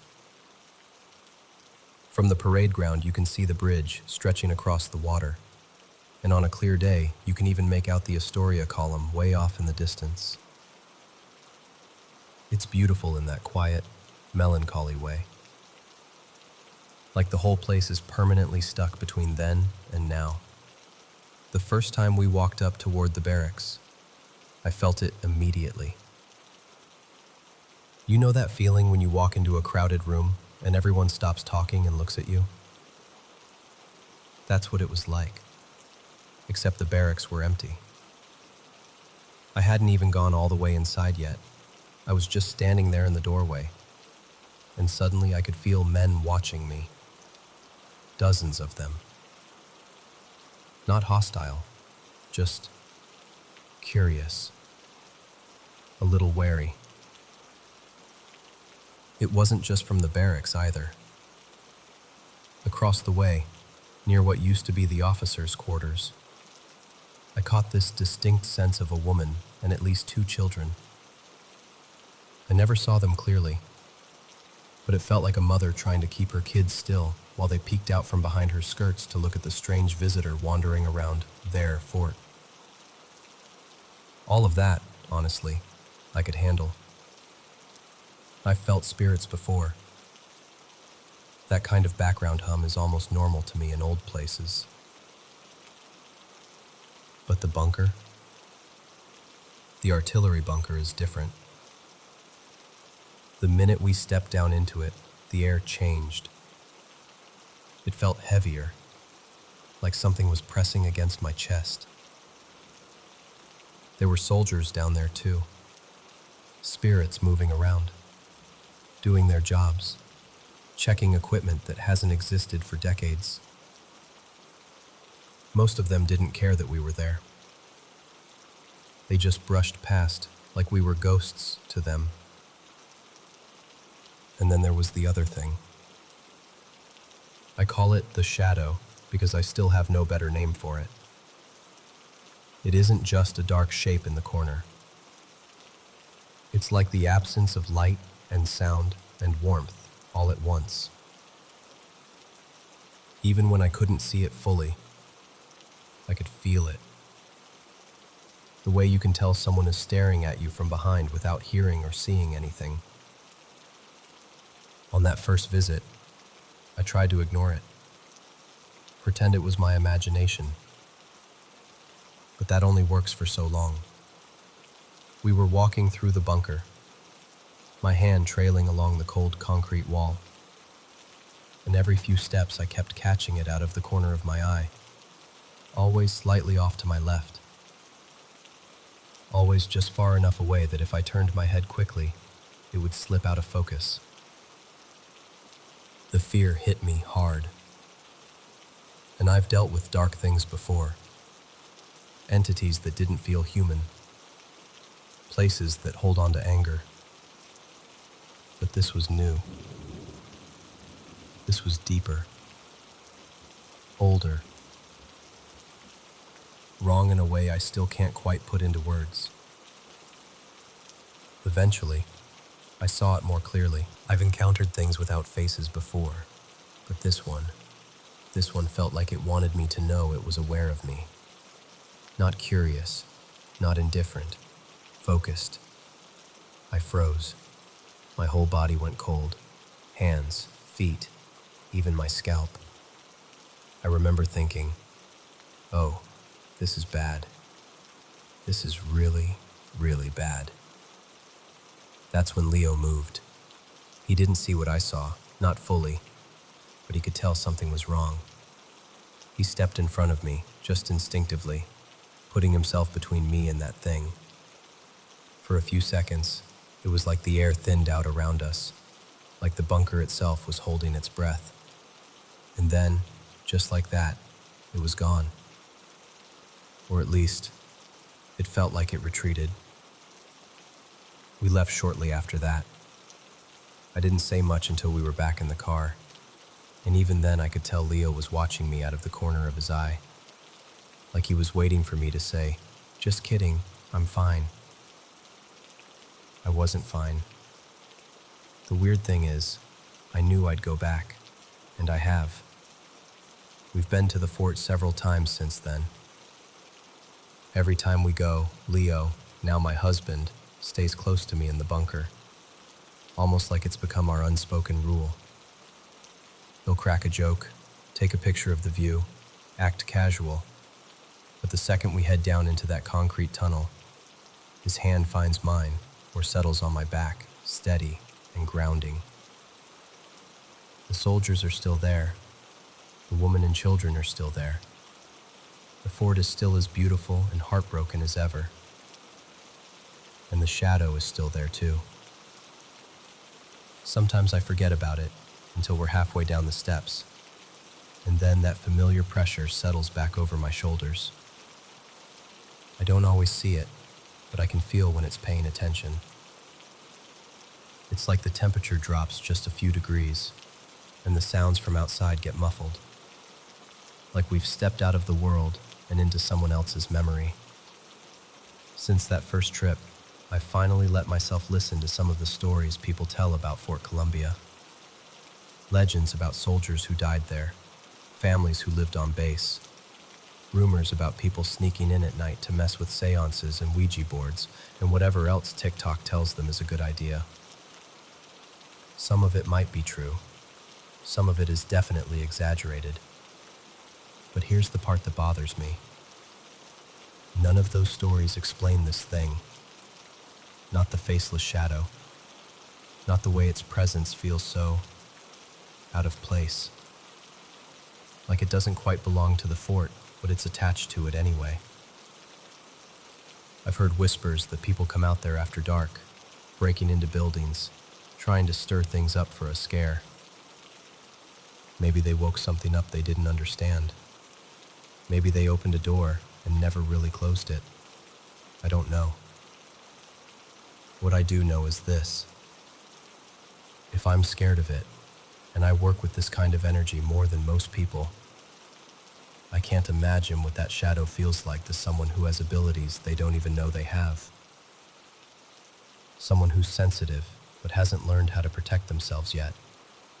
Someone who just thought they were going on a cute little historical day trip. I keep telling myself I need to go back with a clearer intention, not just to visit, but to really sit with it, to try to understand what it is, or at least what it wants, to see if it's something bound to that place, or something that wandered in looking for a foothold. Part of me is terrified, and part of me feels like the fort is asking me to, like it's tired of holding this thing alone.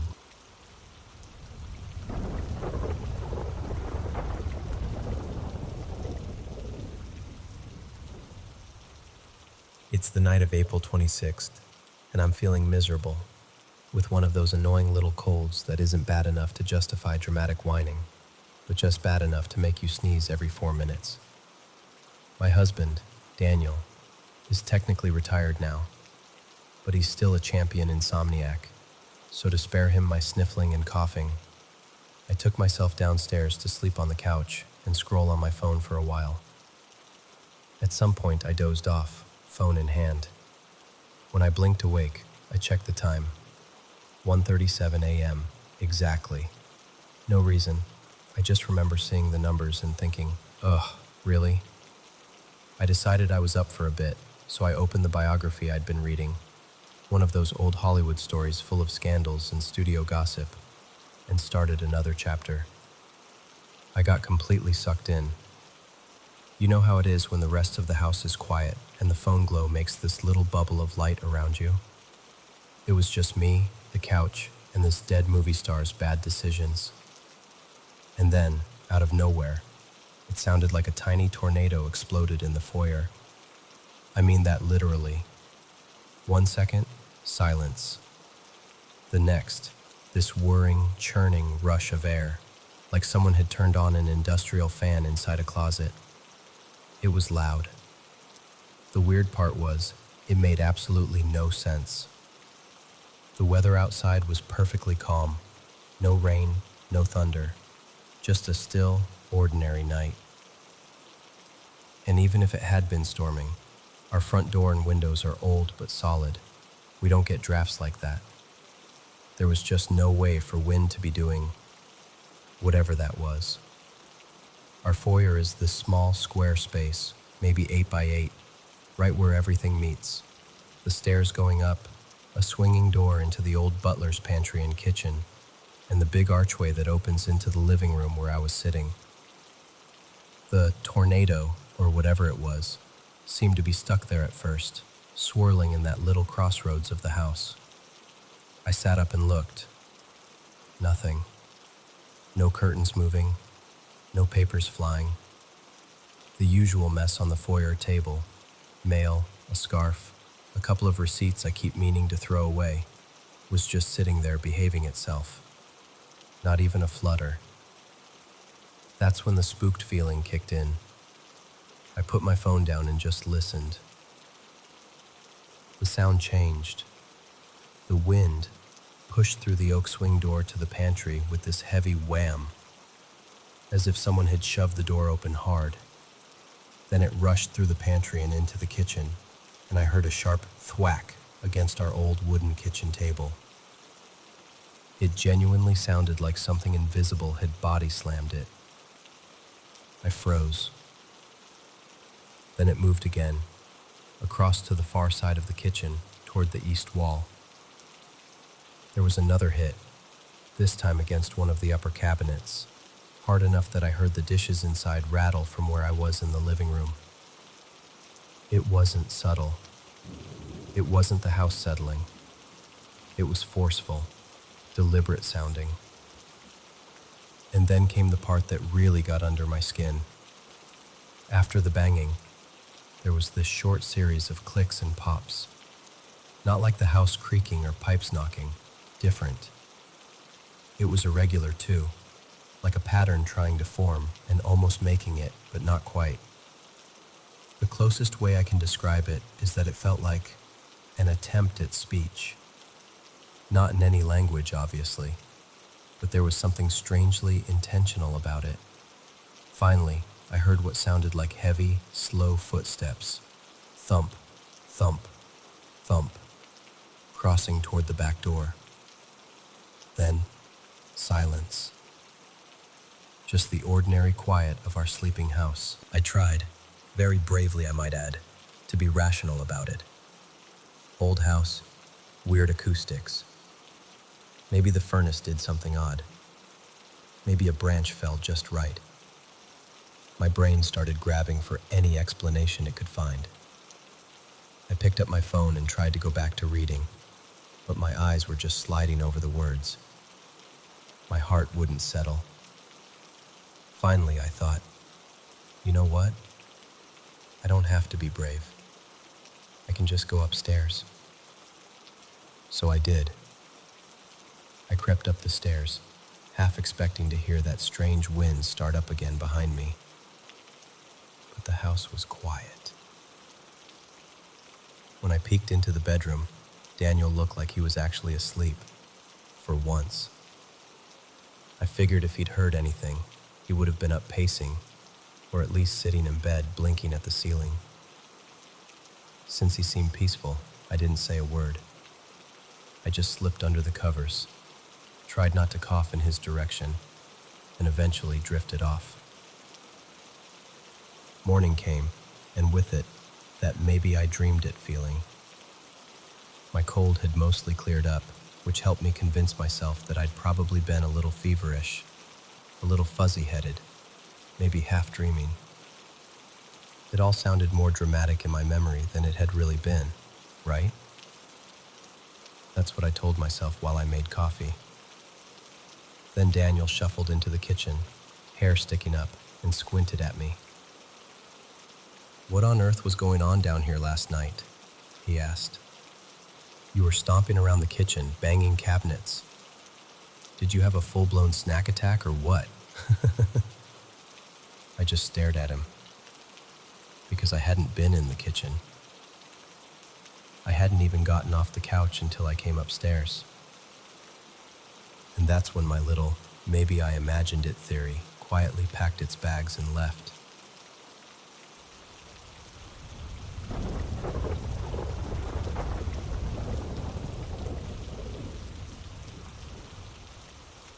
All right, let me tell you a story I heard that still gives me chills when I think about it. So, do you believe in life after death? In spirits that kind of overlap with our world, like two TV channels playing at the same time. You can't always see the other one, but sometimes the signal crosses. This story came from a car battery shop owner in Pathum Thani, Thailand. And unlike most ghost stories that happen at 3 a.m. in the dark, this one took place in bright, normal, weekday morning sunlight. The shop owner's name is Noon. She runs a little battery shop with her husband, Art. Their place is one of those local shops where everyone in the area knows, yeah, you can just show up early, they'll already be awake. That day, around 7 a.m., the shutters weren't fully open yet, but Noon and Art were already moving things around, getting ready. As they're sweeping and setting up, a car slowly pulls up to the front. Noon recognizes it right away. Regular customer. Same stickers on the back window, same slight dent on the bumper. The driver, a middle-aged uncle type, gets out and walks over to Art. "P. Art, can you help me change the battery on another car at my house? This one's fine, but the other one won't start." They chat a bit, just normal talk. While they're talking, the back door of the car opens. Out steps this little girl, around 8 or 9, wearing bright yellow pajamas with big cartoon ducks all over them. Her hair is in slightly messy pigtails, and she's got that just woke up face. She walks straight past everyone and goes to play with Noon's golden retriever, Lucky, who's tied near the front of the shop. Lucky is usually picky about strangers, but with this girl, He's wagging his tail like crazy, licking her hands, rolling over for belly rubs. Noon looks at them and smiles. She calls out, "Nong kao mai len kang nai mai? Dio ron na loop." "Sweetie, wanna come play inside? It'll get hot out here." The girl just smiles shyly and says, "Mai pen rai ka. Nu yu trong ni dai." "It's okay. I can stay here." A few minutes later, the dad finishes talking to Art and says, "Okay, follow me to my house in like 10 minutes, all right? I'll go send my daughter to school first." He closes the door, and the little girl hops back into the car with him. The car pulls away like normal. So Noon sits on the back of their motorbike, holding a brand new battery on her lap, while Art drives. It's not far, about 5 minutes away. They ride into this older, gated community. Nothing fancy, just an older neighborhood where the security guard is half asleep. You know the type. The front gate is already open, no checking IDs or anything, so they just drive in. They find the house easily. 2-story place, white walls, bit faded but still clearly lived in. When they pull up, the gate is open. The lights inside are on. They can hear a TV running from the living room. From the kitchen, there's the sound of pans clinking and someone cooking. They even catch the smell of fried eggs and garlic. Classic Thai breakfast vibes. Everything feels completely normal. Lively, even. The customer walks out of the front door, same guy from earlier, and greets them like nothing strange has ever happened in his life. He leads them to a white sedan parked in the driveway and asks Art to replace the battery. While Art is working, Noon stands nearby, just making small talk with the owner, like locals do. She says, "Your daughter is really cute. Those duck pajamas are adorable." He pauses. "My daughter?" Noon nods. "Yeah, the girl who played with my dog this morning. She came out of your car."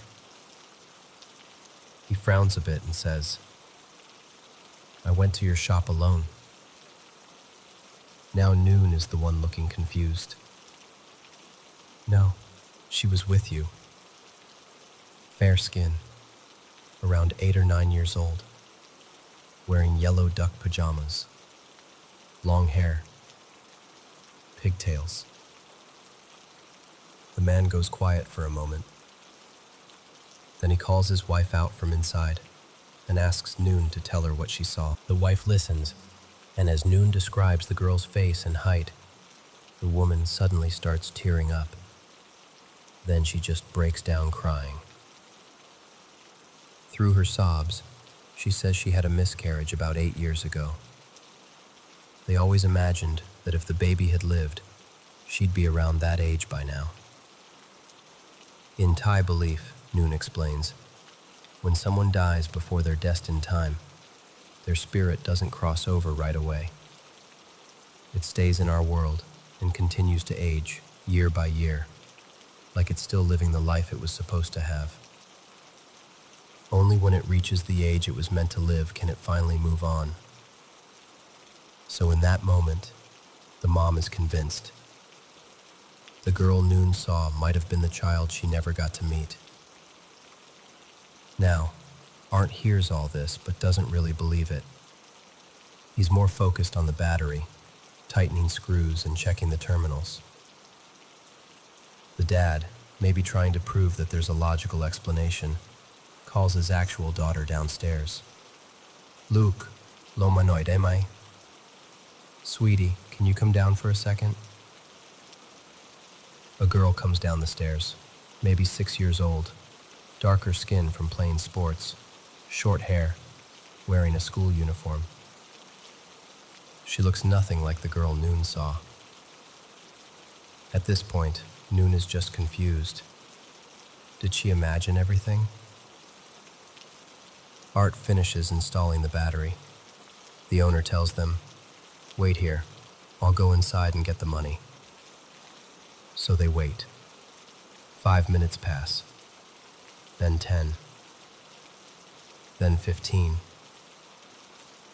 Noon starts feeling uneasy. The TV is still on.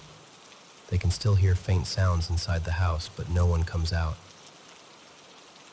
She and Art keep exchanging glances like, "What's taking so long?" And then Noon sees it. From where she's standing, she can see the bottom part of the staircase through the open door. Slowly, she notices a small pair of feet coming down each step. Bare feet. As the figure comes into view, she sees yellow duck pajamas. It's the same girl from the shop. The little girl steps into the doorway, looks straight at them, and cheerfully calls out, "Ow, young mới set igluk, huh?" "Oh, you haven't finished changing the battery yet?" Noon, stunned, manages to answer, "Riep roi lo ka, ra kun pa ongun mahai." "We're done already, just waiting for your dad to bring the money." The girl nods. "Dio nu bei bok pa hai na ka?" "I'll go tell my dad." Then she turns around and walks back inside. Noon and Art just stand there, frozen. Art suddenly says, very firmly, "Bye, glap ran kan lui." "Let's go. We're going back to the shop." Noon starts to protest. "But the money." "Bai ton ni lui." Now. There's something in his voice that makes her listen. She climbs back onto the bike. As they pull out of the driveway, Noon, still confused, instinctively turns her head to look back. Art snaps, louder this time. "Ya han bei mong." Don't look back. But you know how it is. When someone tells you not to look, you want to look even more. So she does, and what she sees nearly makes her lose her grip on the battery. The lively neighborhood from earlier is gone. The house they were just at, the open gate, the warm lights, the sound of TV, the smell of breakfast, replaced by a locked, rusting gate, windows coated in thick dust, dead leaves piled up in corners, vines crawling up the walls of every house. The entire street looks like it's been abandoned for years. No lights, no sound, no people. Just an empty, forgotten street. They ride back to the shop in silence. As soon as they arrive, Noon calls one of her close friends who knows that area well. She asks, "Hey, what's going on with that old gated neighborhood near? We were just there." Her friend responds, "That place? That street's been empty for a long time already. No one lives there anymore. Why?" That night, Noon and Art talk about it over and over again. Art, being practical, says one thing though. Ghost or not, I'm not giving away a brand new battery. When they return to the entrance of the neighborhood, the main gate is now closed, and there's a big sign hanging there. Ham Khao. Do not enter. That sign definitely wasn't there in the morning. They look at each other. Art shrugs, the way Thai uncles do when they've already decided. He squeezes the motorbike through a side gap and drives in anyway. They ride slowly down the same street. In daylight, it's even clearer. The whole area is abandoned. Houses are dusty, gardens overgrown. No curtains, no movement, no signs of life. When they reach the same house, the gate is locked with a chain. The driveway is covered in weeds. There's no white sedan, no sound, no TV, just silence. Art climbs over the gate while Noon waits outside, peeking through the bars. A minute later, he calls out, "Noon, look over there." She stands on her tiptoes and sees it. Lying on the ground near where the car used to be, half buried in tall grass, is a battery box. In it is the same new battery she'd been holding earlier. Art swears he installed that battery into the white car that morning. But now, the car is gone, and the battery is back on the ground like it was never used. He grabs it, climbs back over, and they head home without saying much. Later, after asking around even more, they learn the full story. There used to be a family in that house. A mom, dad, and a young daughter. One morning, on the way to take their daughter to school, they were in a car accident. All three of them died. Not long after, neighbors started reporting strange things. Lights turning on by themselves. TV sounds at odd hours. The faint noise of people talking or cooking. Like the family was still there, living out their usual routine. One by one, the people living nearby got scared and moved away. Houses went up for sale. Eventually, that whole stretch of the neighborhood was abandoned. Somewhere in that timeline, whether before the accident or after, the father had brought a car to Noon and Art's shop to change a battery. And now, it's like he came back for another one. So was that customer in the morning really human? Was that little girl really the child that never got to be born? Were they somehow stuck in a loop, still doing everyday things like sending kids to school and changing car batteries? Noon told me, "I don't think they even know they're dead. It's like they're just continuing." And then she laughed a little and said, "Well, at least we know one thing. If even ghosts come back for a battery change, our shop service must be really good."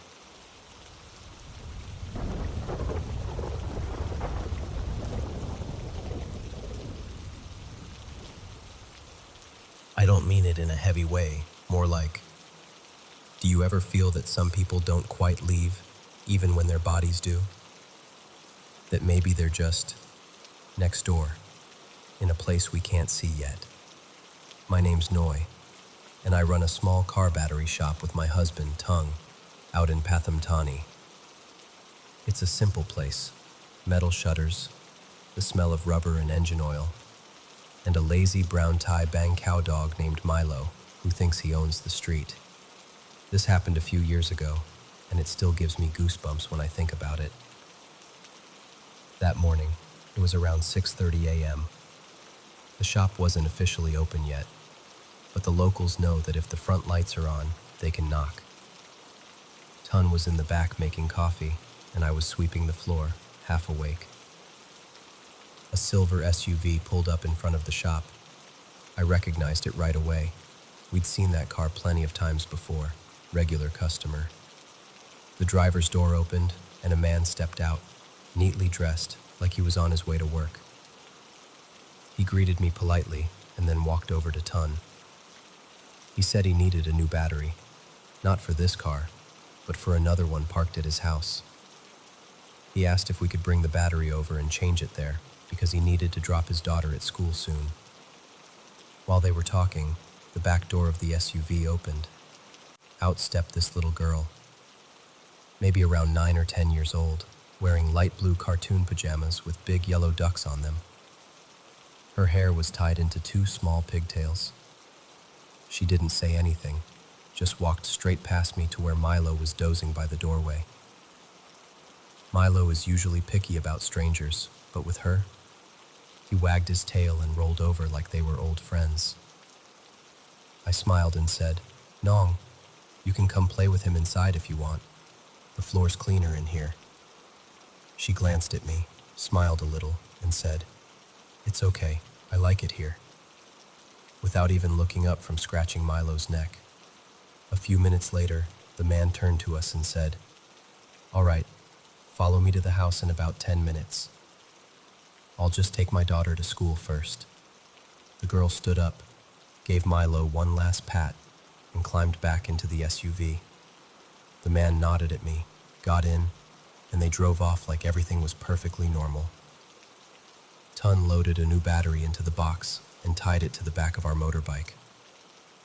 I climbed on behind him and held the battery steady on my lap. The ride to the customer's place was short, maybe 7 minutes at most. It was an old housing estate, the kind with fading signs and a security booth that looked more decorative than functional. The front gate was wide open. There was a guard inside the booth, but he didn't even look up when we passed. Just sat there, radio playing softly. We followed the directions the man had given us and stopped in front of his house.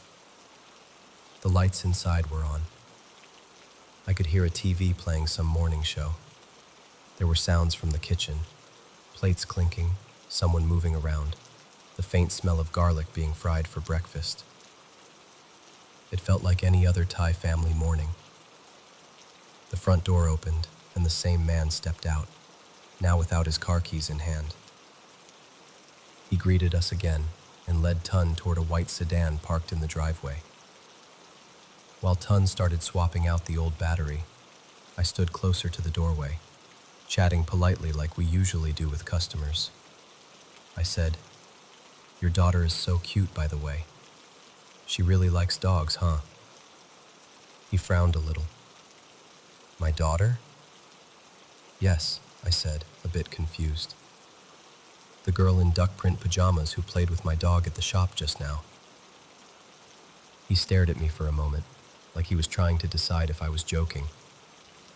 "I went to your shop alone," he said slowly. I laughed awkwardly. "No, really. She came out of your car. Light blue pajamas, yellow ducks, pigtails. Fair skin. She looked about 10. He went very still. "My daughter is 7, he said. "She has darker skin. She's in athletics. She's always out in the sun. And she wore her school uniform this morning." She came out, wiping her hands on a dishcloth, and he asked me to repeat what I'd seen. So I did. The car, the pajamas, the way she played with Milo.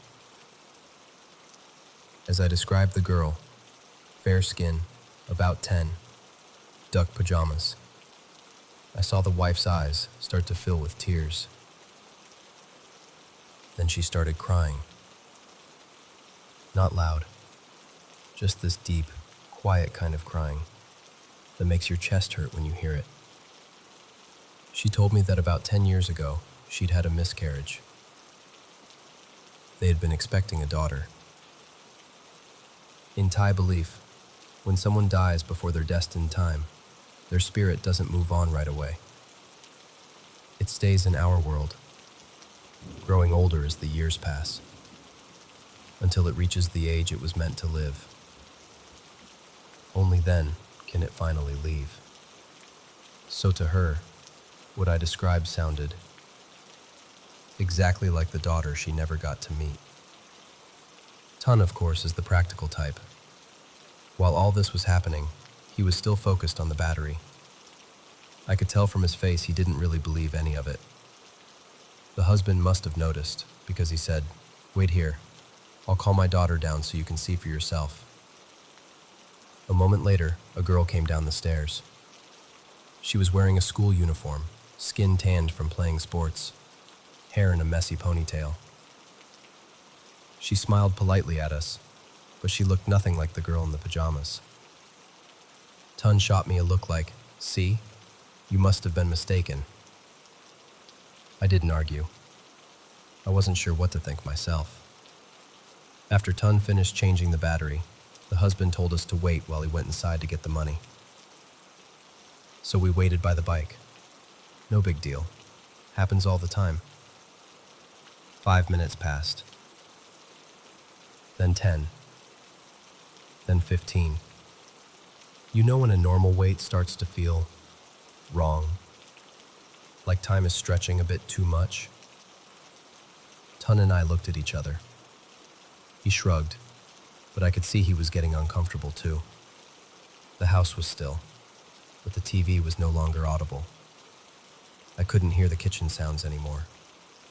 It was just quiet. Then, from inside the house, I heard the soft thump, thump, thump of small footsteps on wooden stairs. A pair of small feet appeared at the top of the staircase, and then she stepped into view. The same girl. Same light blue pajamas with yellow ducks, same pigtails, same calm face. She walked down the stairs like she'd done it every morning of her life. She slid open the front door and looked straight at us. "Oh, you haven't finished changing the battery yet?" she called out, sounding surprised. My heart dropped into my stomach. "The battery's done already," I managed to say. "We're just waiting for your dad to bring the money." She tilted her head, as if thinking, then said, "I'll tell him," and turned around, walking back into the house. The door closed behind her. I just stood there, frozen. Tun inhaled sharply and said, very quietly, but firmly, "Noi, let's go." I blinked at him. "What about the money?" "We'll figure it out later," he said. Then more urgently, "Now, Noi." There was something in his voice that made me obey without another word. I climbed onto the bike, and he started the engine. As we rolled away, curiosity clawed at me. I wanted just one more look, just to see the house, the windows, anything to prove that what I'd seen was real. I turned my head. "Noi, don't look back," Tun snapped. But of course I did. And what I saw still makes my hands shake when I talk about it. The lively street we'd driven into less than an hour ago.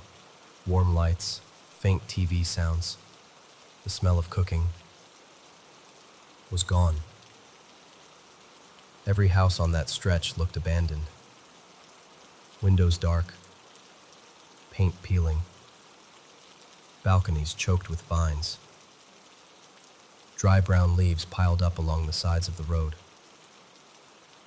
You know how dust looks when it's been collecting for years? Like a dull gray film over everything? It was like that.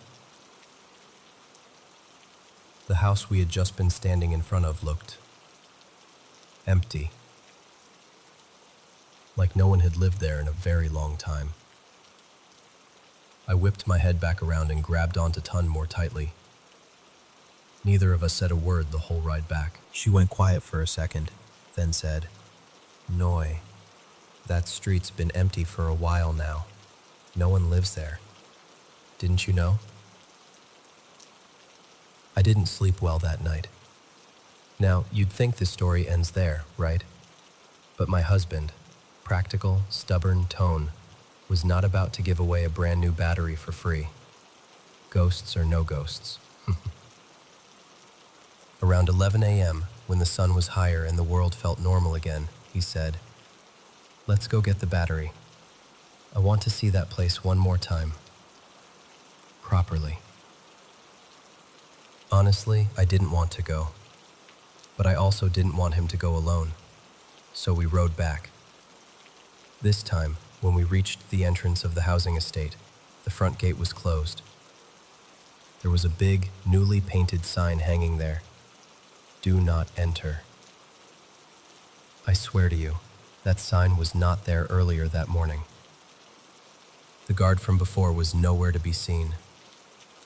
Tone stared at the gate for a moment, then looked at me. I could tell what he was thinking. I sighed and said, "Just be quick." He pushed the gate open enough for the bike to slip through, and we rode back to the same street. In the late morning sun, there was no way to pretend anymore. The whole place was clearly abandoned. Empty houses, overgrown yards, rusted gates. No sounds, no movement. Just the buzz of insects. When we got to the house, the gate was locked with a heavy chain. The yard inside was wild with weeds and tall grass. The windows were dusty and dark. No lights, no TV, no smell of breakfast, just silence. Tone climbed over the gate while I stayed outside, gripping the bars. He disappeared around the side of the house for a moment. Then I heard him call my name. I stood on my toes, peeking over the gate. There, in the middle of the overgrown grass near the driveway, was our battery box, half buried in green. The flaps were still open. The new battery was back inside, like someone had carefully placed it there. The white sedan we'd worked on earlier, completely gone. Not even tire marks. "But you installed it already," I said, my voice shaking. "I did," Tone replied. "I tightened it myself." He didn't waste another second. He grabbed the battery, hoisted it up, climbed back over the gate, and we left that place without looking back. Later, after asking around more carefully, we heard the rest of the story. There had been a family living in that house years ago, a father, mother, and a little girl. One morning, while driving their daughter to school, they got into a serious accident. None of them survived. Not long after the funeral, neighbors started noticing strange things. Lights turning on in the house at night, the TV flickering, the sound of people talking, of cutlery clinking, of a child laughing. Curtains moving when no one lived there anymore. Some neighbors tried to ignore it, others couldn't. One by one, people on that stretch of road put their houses up for sale. Eventually, the whole area became known as a place people avoided. I had heard rumors, but I never connected them to that particular house. Until that day. So, was the man who came to our shop that morning really alive? Was the girl in the duck pajamas just my imagination? I don't have a clear answer for you. But I remember how Milo's tail wagged when she played with him. I remember the weight of the battery on my legs as we rode into that estate. I remember the smell of garlic from their kitchen, and the way the wife cried when I described the girl I saw. And I remember that when I looked back at that street, it was nothing but dust, dead leaves, and empty houses. I'll tell you this, though. Ever since that day, when I open the shop in the early morning and I hear little footsteps, or feel like someone small is standing just out of sight by the doorway, I always look down first. Just in case there's a girl in blue duck pajamas, waiting to play with Milo again.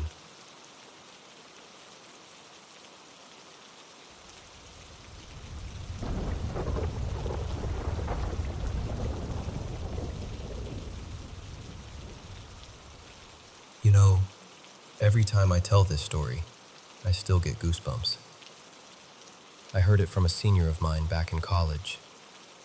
Let's call her Mai. She used to work as a babysitter in Bangkok during the Asian financial crisis, around 1998. Her family's small garment shop had gone under almost overnight, so she was desperate for any job she could find. That's how she ended up working for this well-off Malaysian family, living in a quiet seaside neighborhood on the outskirts of the city. Just 3 of them in the house: the mom, the dad, and their little girl, a 3-year-old named Aaliyah.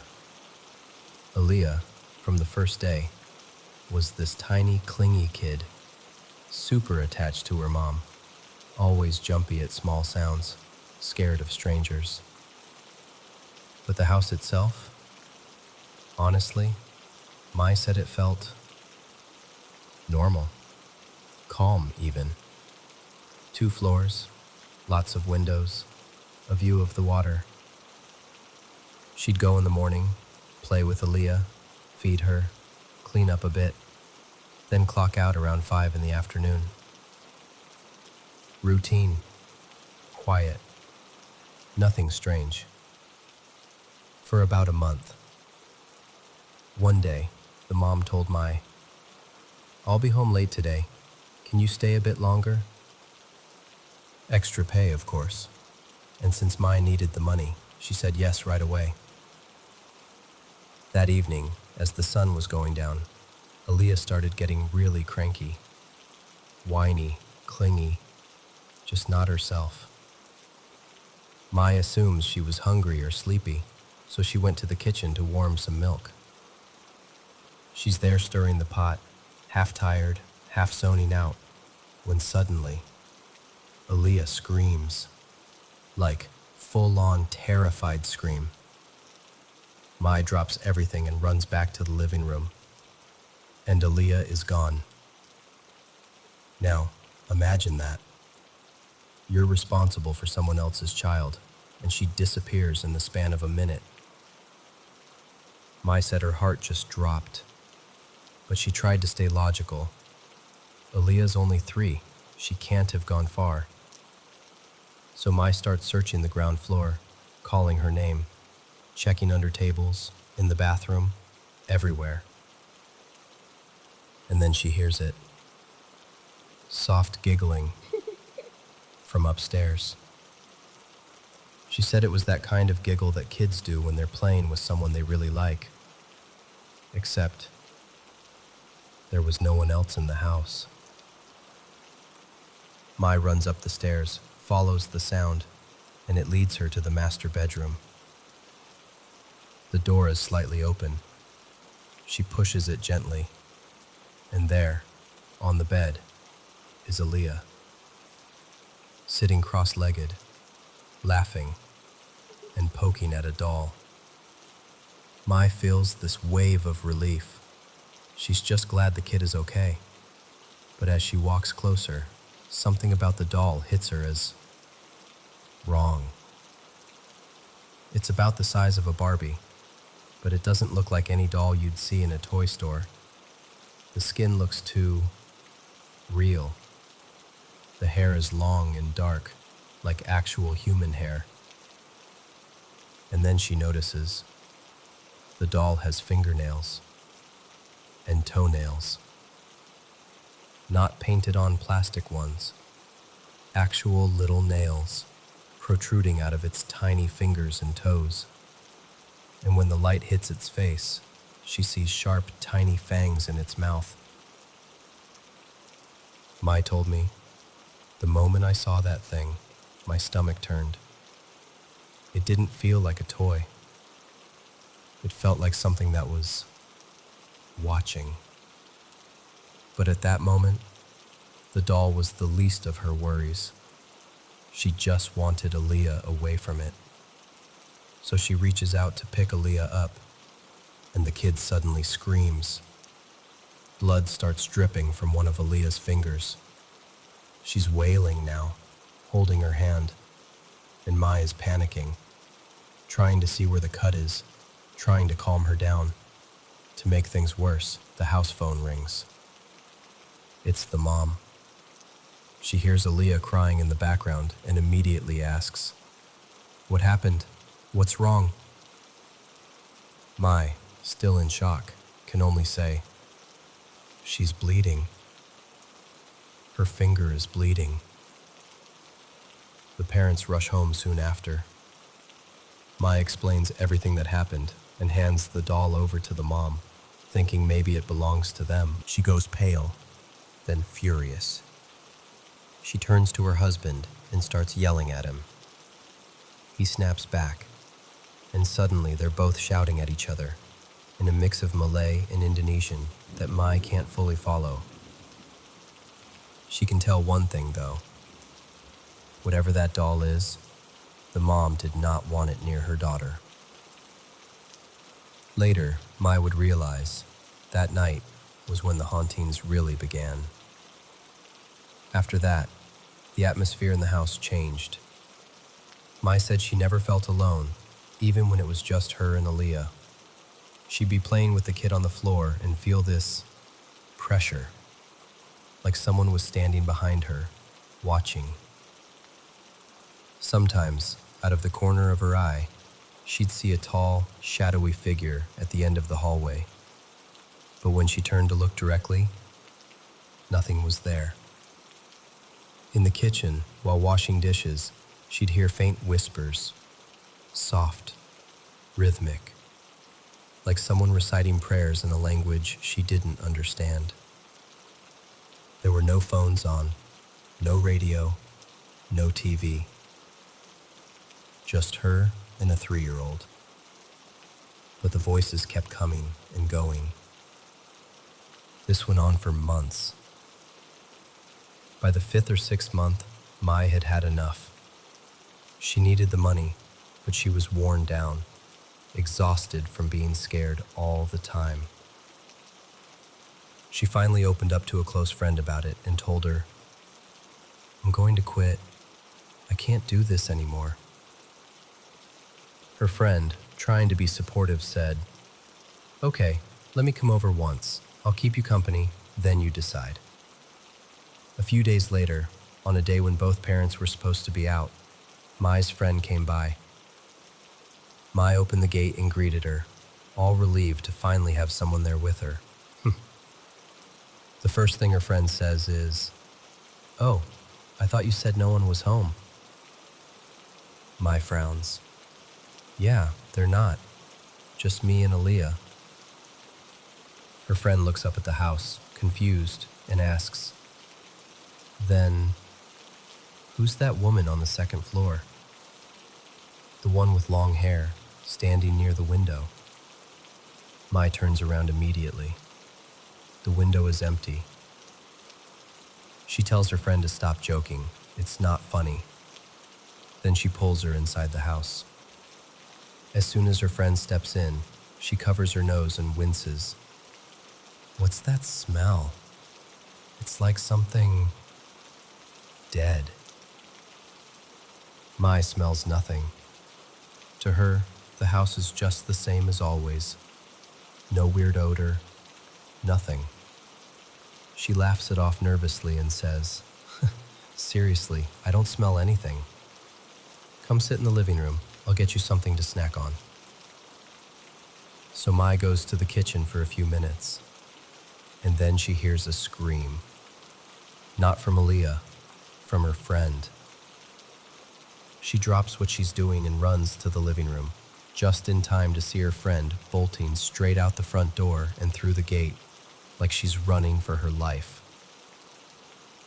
Mai chases after her, shouting, "What happened? What's wrong?" Her friend, shaking and out of breath, yells into the phone when Mai calls her. "That woman I saw upstairs, she came down. She was naked, and she tried to stab me." Mai thinks she's lost it. "What are you talking about? I told you, no one is here." Her friend insists, voice cracking, "I'm not making this up. She ran at me, Mai. Hair down to her waist, eyes wide, like she wanted to kill me. After that, Mai said, it stopped being just weird or uncomfortable. It became terrifying. But still, she kept quiet. Who could she tell? Who would believe her? She tried to keep going, pretending everything was normal, until the incident that finally made her walk away. It was an ordinary afternoon. The mom was out, and Mai was doing her usual babysitting with Aaliyah. The dad, who was usually more like a ghost than any actual spirit, always working, barely talking to his daughter, was home that day. But that day, out of nowhere, he picks up Aaliyah and carries her upstairs. Mai finds it strange, but she doesn't say anything. She's in the living room tidying up when suddenly she hears Aaliyah scream again. This time, it's different. Louder. More desperate. Mai runs upstairs and finds Aaliyah standing there, both hands covered in blood. Not just one little cut on a finger, both hands, palms and fingers, bleeding. Drops of blood on the floorboards. The dad is standing a few steps away, just staring at his daughter. Not rushing to help, not comforting her, just watching. Mai rushes in, grabs Aaliyah, and tries to stop the bleeding. She's shaking, trying to figure out what happened, what cut her this badly. She calls the mom immediately. When the mom gets home, she and the dad go into their room to talk, and Mai overhears bits of it. The dad says it was an accident, that Aaliyah was playing with a knife and hurt herself. The mom doesn't buy it. You can hear it in her voice, the disbelief, the anger. They start arguing again, and Mai realizes something. Whatever is wrong in this house, it's not just the haunted part. It's the people. That night, she tells the mom she wants to quit. The mom breaks down crying. She begs Mai to listen to her first, says she needs to tell someone what's really going on, because she can't talk to anyone else. The family has a reputation. Her husband is a respected businessman, and no one would understand. So, she confides in Mai. She tells her that her husband is deeply involved in black magic and witchcraft. Not just a bit superstitious, full-on rituals, amulets, offerings. And that strange doll Mai saw? It's called a jenglot. The mom explains that people believe a jenglot has a spirit or ghost bound to it. It's treated like a charm or an amulet, supposedly bringing power, protection, or success. But it doesn't come for free. To take care of a jenglot, you have to feed it blood, and the bigger your wish, the bigger the sacrifice. Her husband, she says, believes that the purer the blood, the more powerful the result. Children's blood, especially from his own child, he sees as the ultimate offering for his business deals and ambitions. Mai feels sick hearing this. Suddenly, so many things click into place. Aaliyah's constant fear, the way she only truly relaxed around her mom, the random injuries, always brushed off as accidents, her friends seeing the woman with long hair, reeking of decay, charging at her, the whispers, the shadows. The mom says she found out about the jenglot and the rituals long ago, but she's trapped by culture, by family pressure, by fear of what her husband might do if she exposed him. She stays for her daughter, hoping she can protect her at least a little. Mai listens, heart pounding, hands cold, and that's when she makes her decision. She hugs the mom, apologizes, and tells her she really, truly cannot stay any longer. The spirits, the blood, the lies. It's too much. She says goodbye to Aaliyah, who clings to her one last time, confused but strangely quiet. Mai walks out of that house and never goes back. When she finished telling me this story, she went silent for a while. Then she said, "I still think about that little girl. I wonder if she's okay. I wonder if she ever got away from all that." And honestly, same. Because at the end of the day, all the ghosts and creepy dolls and black magic aside, the scariest part of this story isn't the Jeng lot. It's a father who could hurt his own child and call it sacrifice. She was only 3. Some people should never be allowed to have that kind of power over a helpless kid.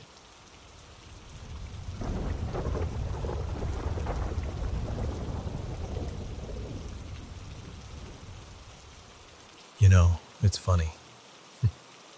When people ask me about the worst place I ever pulled a shift, they expect a war story. Explosions, firefights, something like that. But the place that really stuck to me, got inside my head, was quiet. We called it Post 9. It was way up north, farther than any map made it feel. Just a little listening station buried in snow and bad decisions. Nothing around us but wind, drifts, and this kind of silence that didn't feel empty. It felt heavy, like it pressed against your skin. Nights there didn't really end. The sky just went from black to a slightly different black. The fluorescent lights in the barracks buzzed non-stop, one long, nervous note, and the walls always felt damp and cold, like they were sweating from the inside. My bunk was against the far wall, right under a cracked strip of paint. I remember that detail for some reason, that crack. I used to stare at it when I couldn't sleep. Anyway, one night, the wall above my head starts making this sound. At first I think, pipes. Old bass, shoddy repairs. Everything rattles when the wind decides to howl. Maybe mice, maybe the woods settling in the cold. You can explain away anything at the start, you know?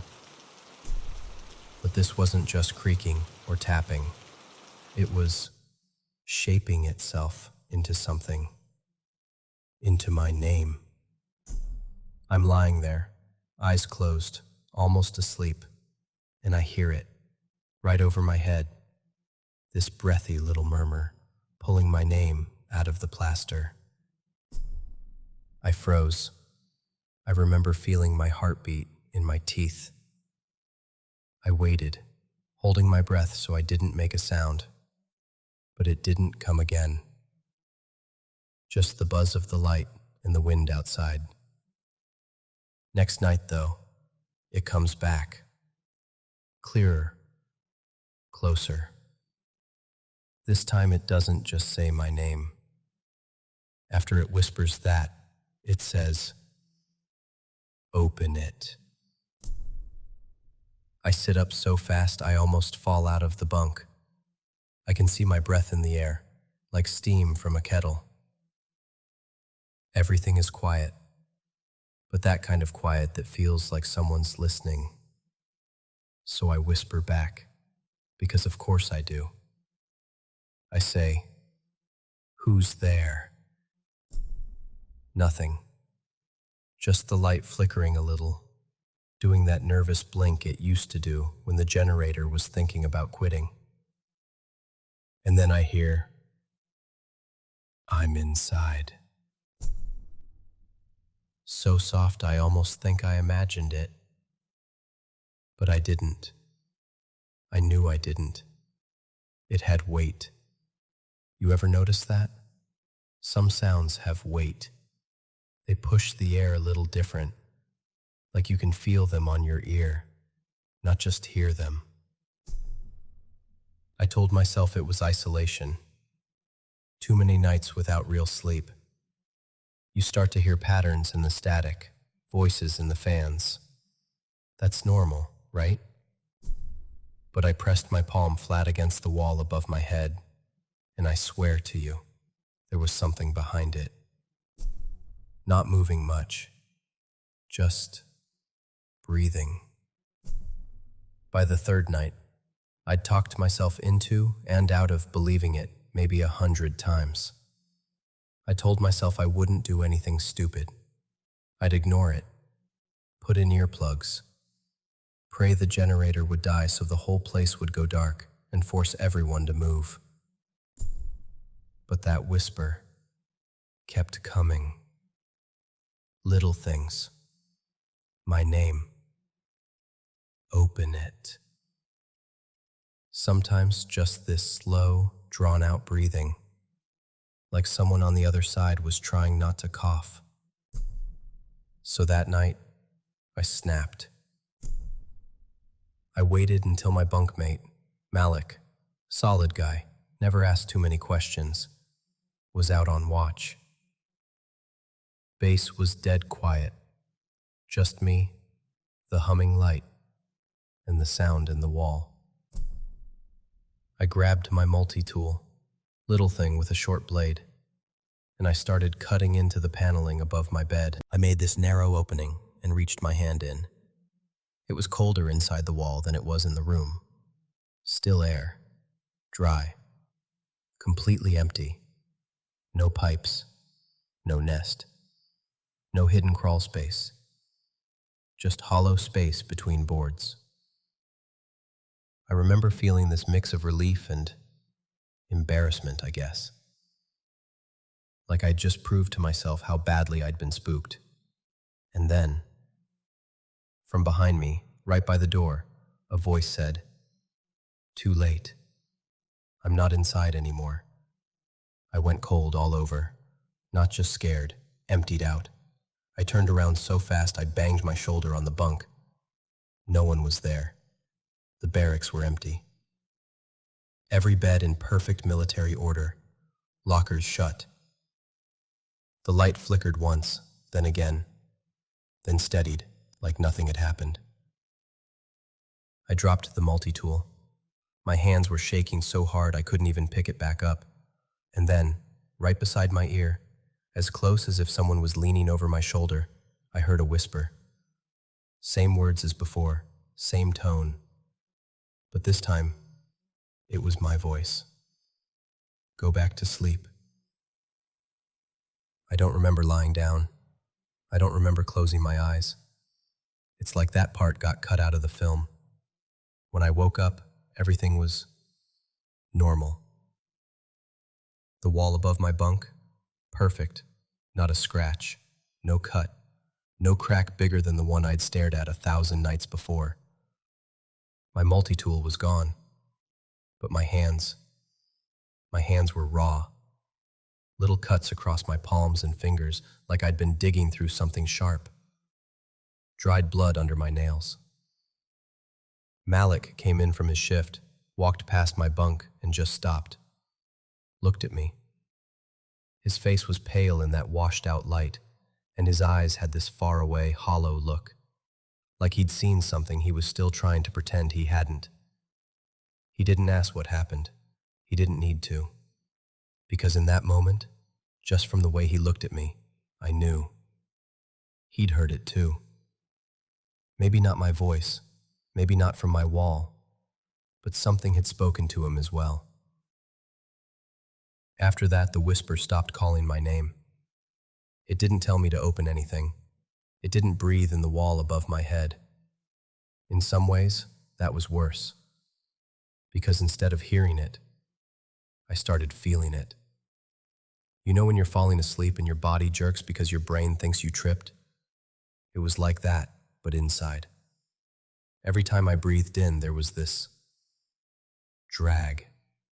Like something was adjusting itself under my ribs, making room. When I closed my eyes, I could feel a stare. Not from the corner of the room or from the doorway, but from right behind my own face. like something had climbed out of that wall and just stepped into me. And then, a few weeks later, a new kid got assigned to our barracks. Fresh uniform, boots still too stiff. That hopeful look in his eyes you only see on the first week. He took the bunk 2 down from mine. Didn't complain about the cold. Said the silence was peaceful. Yeah. First or second night, I'm lying there, pretending to be asleep, and I hear him whispering to the wall by his bed. Just a soft, uncertain, almost embarrassed whisper. "Hey, you there?" And from the way the air shifted, from the way he stopped breathing for a second, I knew it had answered. I never heard what it said to him. Didn't need to. See, I think that's how it works, how it spreads. One by one. It talks to you long enough that you open something. Wall, door, yourself. Doesn't really matter. It gets in. And once it's in, it uses you to reach the next guy. And the next. And the next. Post 9 stopped feeling like a place to me after that. It felt like a mouth. A big, quiet mouth, buried in the snow, just waiting for the next man to lie down and put his head near the wall. Every person who sleeps there for long enough, we all end up speaking for it, one way or another. If you hear a voice in the wall calling you, don't listen. If it asks you to answer, don't. And whatever you do, don't cut into the wall.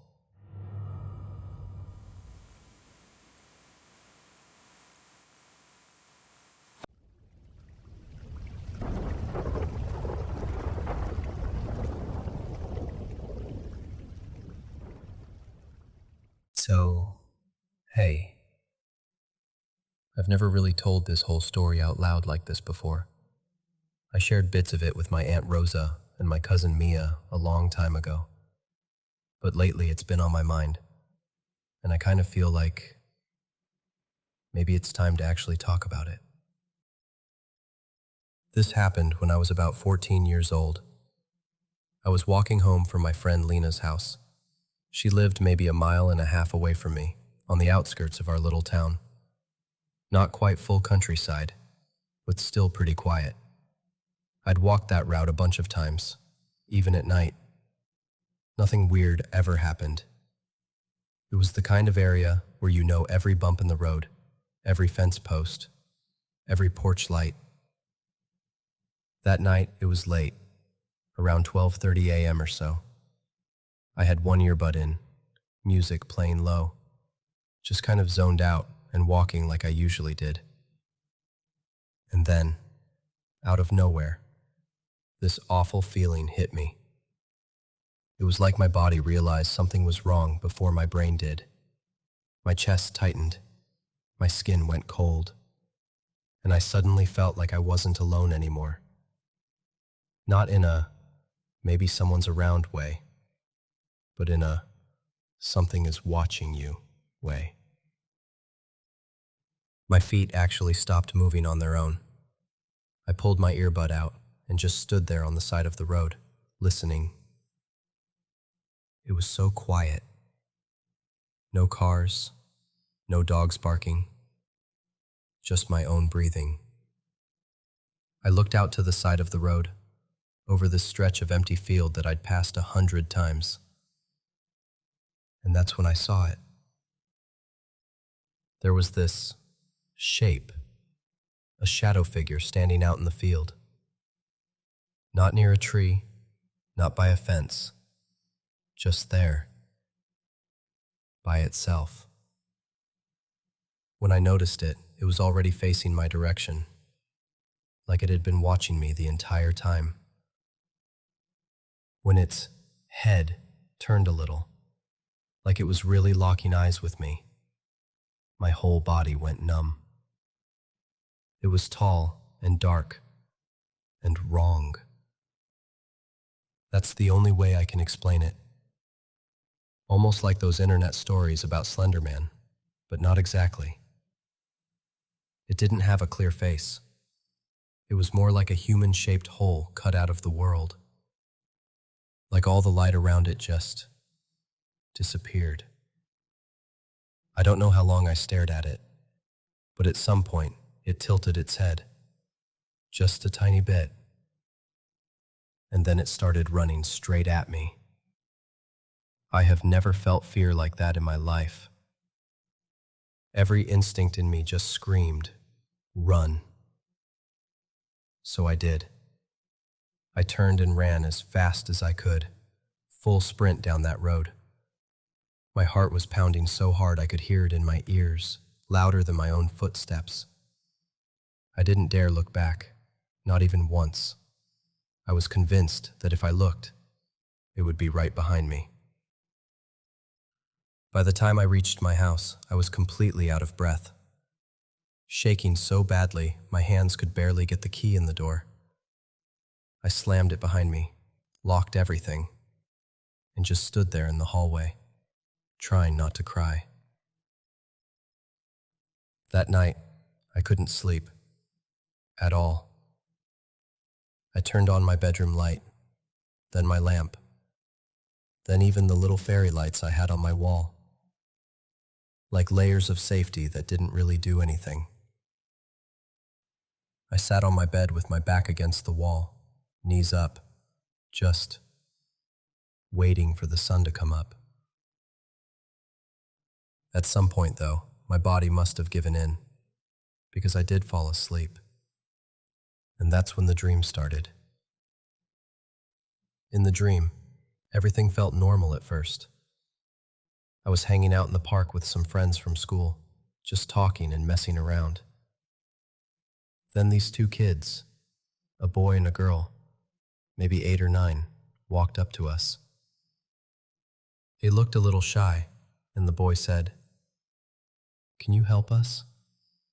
Our grandma fell, and we can't lift her." We went inside, and everything felt heavy. The air, the silence, all of it. The kids walked me into a living room where this figure was sitting in a chair facing away from us. I assumed that was their grandma. I said, "Hi, are you okay?" and took a step forward. The two kids moved to either side of me. When I glanced at them, they were smiling in this way that didn't match their eyes at all. Then their grandma started to move. She stood up slowly, her back still to me, and as she turned around, she wasn't a grandma at all. She was that same shadow figure from the field. Same height, same emptiness, same feeling like the world around her was being swallowed. I remember this horrible wave of recognition hitting me. Oh my God, it followed me. I turned and ran. The house suddenly felt like a maze, hallways stretching too long, doors that didn't lead anywhere. I was sprinting, heart racing, and somewhere in the middle of that panic I thought, wait, this is a dream. I just have to wake up. And I did. I snapped awake in my bed. Except, I couldn't move. I was on my back, eyes wide open, staring at my ceiling, and my whole body was frozen. I tried to lift my arm. Nothing. I tried to turn my head. Nothing. Then I realized I couldn't breathe properly either. It felt like something heavy was sitting on my chest, pressing down, squeezing the air out of me.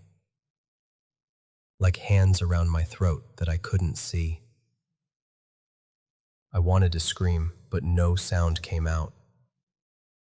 It was pure terror. My lungs were burning, my mind was panicking, and I kept thinking, this is it. This is how I die.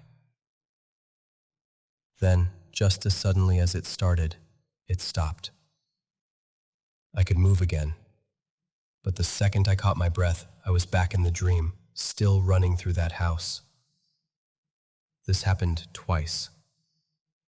Wake up, can't move, can't breathe, something choking me. Then snap back into the dream. By the third time, when I finally woke up for real, I sat straight up in bed, gasping, sobbing, clutching my chest. My throat hurt like I'd been crying or screaming for hours. With my asthma on top of it, it felt so real, I honestly wasn't sure if I had actually been choking.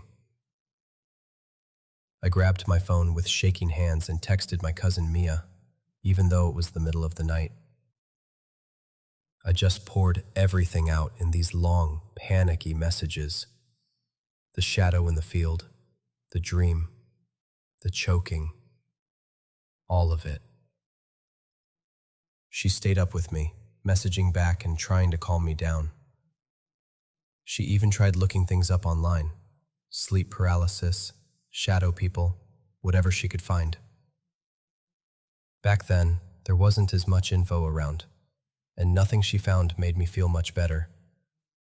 But it helped just knowing someone was there with me. I wish I could say that was the end of it.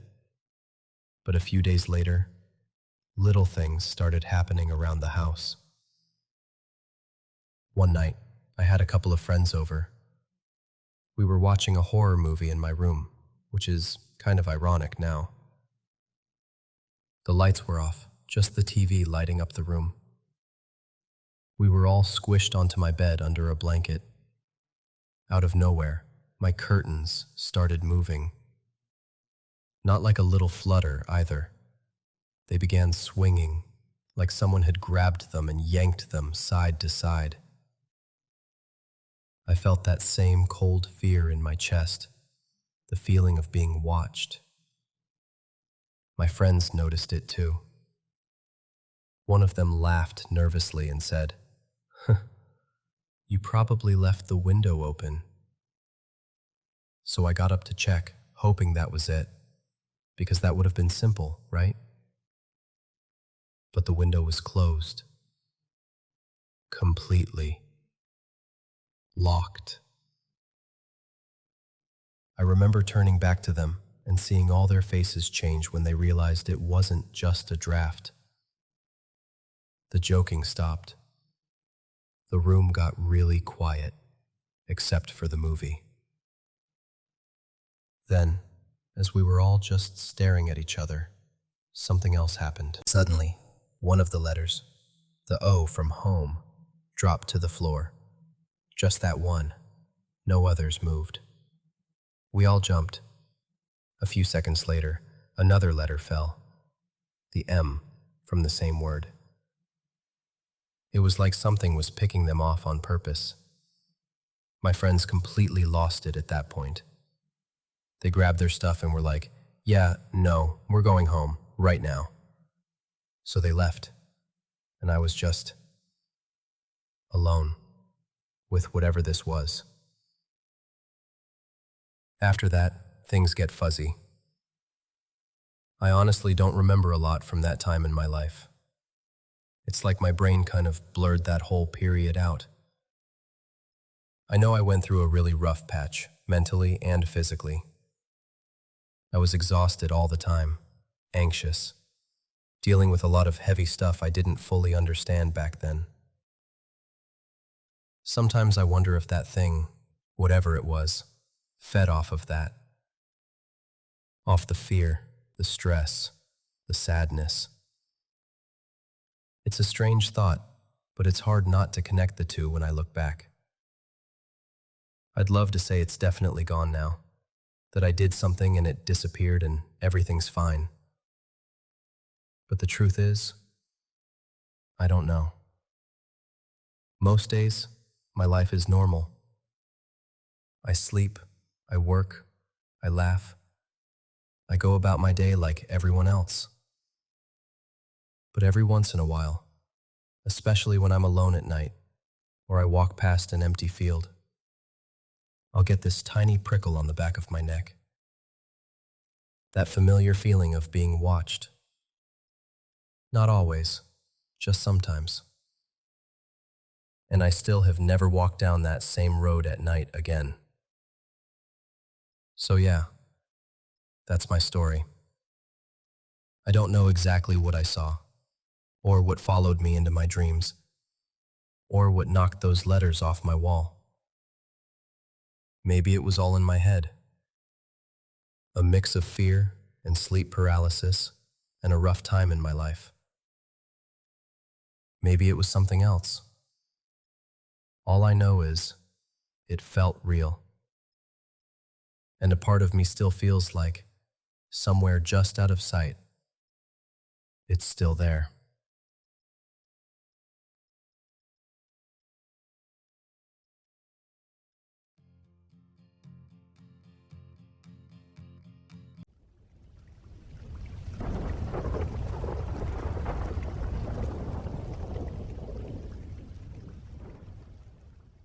So, this happened back in August of 2023, just outside a small town in rural Pennsylvania.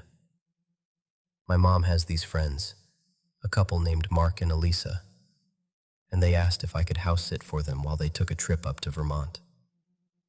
I was 24 then, and honestly, a quiet week in a big old house sounded kind of perfect. Free place to stay, some alone time, 2 cats to hang out with. Easy, yes. Their place was one of those older homes that somehow feels bigger on the inside than it looks from the street. You know the kind I mean. Narrow hallways, creaky wooden stairs, and more tiny doors and weird little closets than any house really needs. It had this faint smell of old books and laundry detergent, which was actually kind of comforting at first. The first few days were totally normal. I fed the cats, watered the plants, went to work during the day, and at night, I'd curl up on the couch and just binge Netflix or fall down YouTube rabbit holes. The cats, Milo and Pepper, followed me around like little shadows, then disappeared to sleep in the master bedroom once they got bored of me. On the 4th night, I was up late in the living room, on my laptop. It was quiet, just that low hum old houses have. And then I heard it. Footsteps. Upstairs. Not just random creaking, like actual footsteps. Slow. Deliberate. Crossing from one side of the upstairs hallway to the other. My first thought was, okay, one of the cats definitely got shut in a room. The house isn't huge, so that seemed logical. I paused my show, went upstairs, and pushed open the master bedroom door. Both cats were there, curled up at the foot of the bed, dead asleep. I stood there for a second, trying to listen for anything else, but it was just silence. I told myself, old house, wood settles, it's fine. But the thing is, it really hadn't sounded like that random, uneven creaking. It genuinely sounded like someone walking. The next night was worse. I'd gone to bed around midnight, and sometime later, I checked the time afterward and it was around 3:20 a.m. I woke up to the sound of something dragging across the floor above me. It was that unmistakable sound of a chair being scraped across hardwood. Slow. Then a pause. Then another scrape. I just lay there staring at the ceiling, heart pounding, trying to convince myself it was anything but what it sounded like. After a minute, I grabbed my phone and texted Mark and Elisa. Hey, random question. Does anyone else have a key to the house? Or do you have a neighbor who comes by sometimes? They replied pretty quickly for being on vacation. Nope, just you. Why? Everything okay? I told them I thought I heard something upstairs, but probably was just being paranoid. They sent back something like, "Old house, lots of noises. Don't worry," which helped a little, but not that much. Then came the night before they were supposed to come home. I was in bed, scrolling on my phone with the light off, just the screen glowing in the dark. The TV downstairs was on really low. I do that sometimes so the house doesn't feel so quiet. That's when I heard whispering. Not the TV. Not the cats. Not a podcast accidentally playing. Whispering. It was coming from the hallway, just outside my door. At first, I froze because my brain was trying to file it under TV noise. But the TV was below me, and way too quiet for that. This was close. It sounded like two people standing just outside my room, talking softly. There were two voices.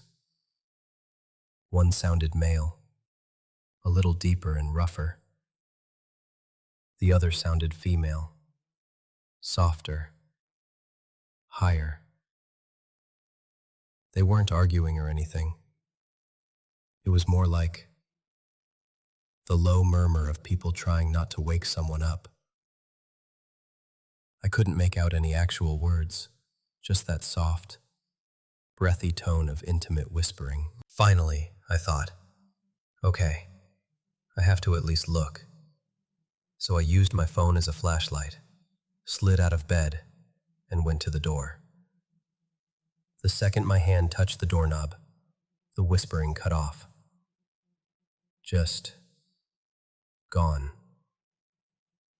I opened the door into this heavy, unnatural silence. The hallway was dark and empty. I checked every room upstairs. The guest room, the office, the bathroom. I even opened those weird little closet doors that look like secret passages in an old movie. Nothing. No windows open. No cool breeze. No sign that anything had been moved. The cats were asleep again, curled up together in the master bedroom like they hadn't heard a thing. The next day, I was honestly counting the hours until Mark and Elisa got home. When they finally came in, I helped them bring in their bags, did the usual small talk about their trip, and then, kind of jokingly, I said, "So, does your house, make a lot of noise at night?" I tried to keep it light, like I was just teasing them.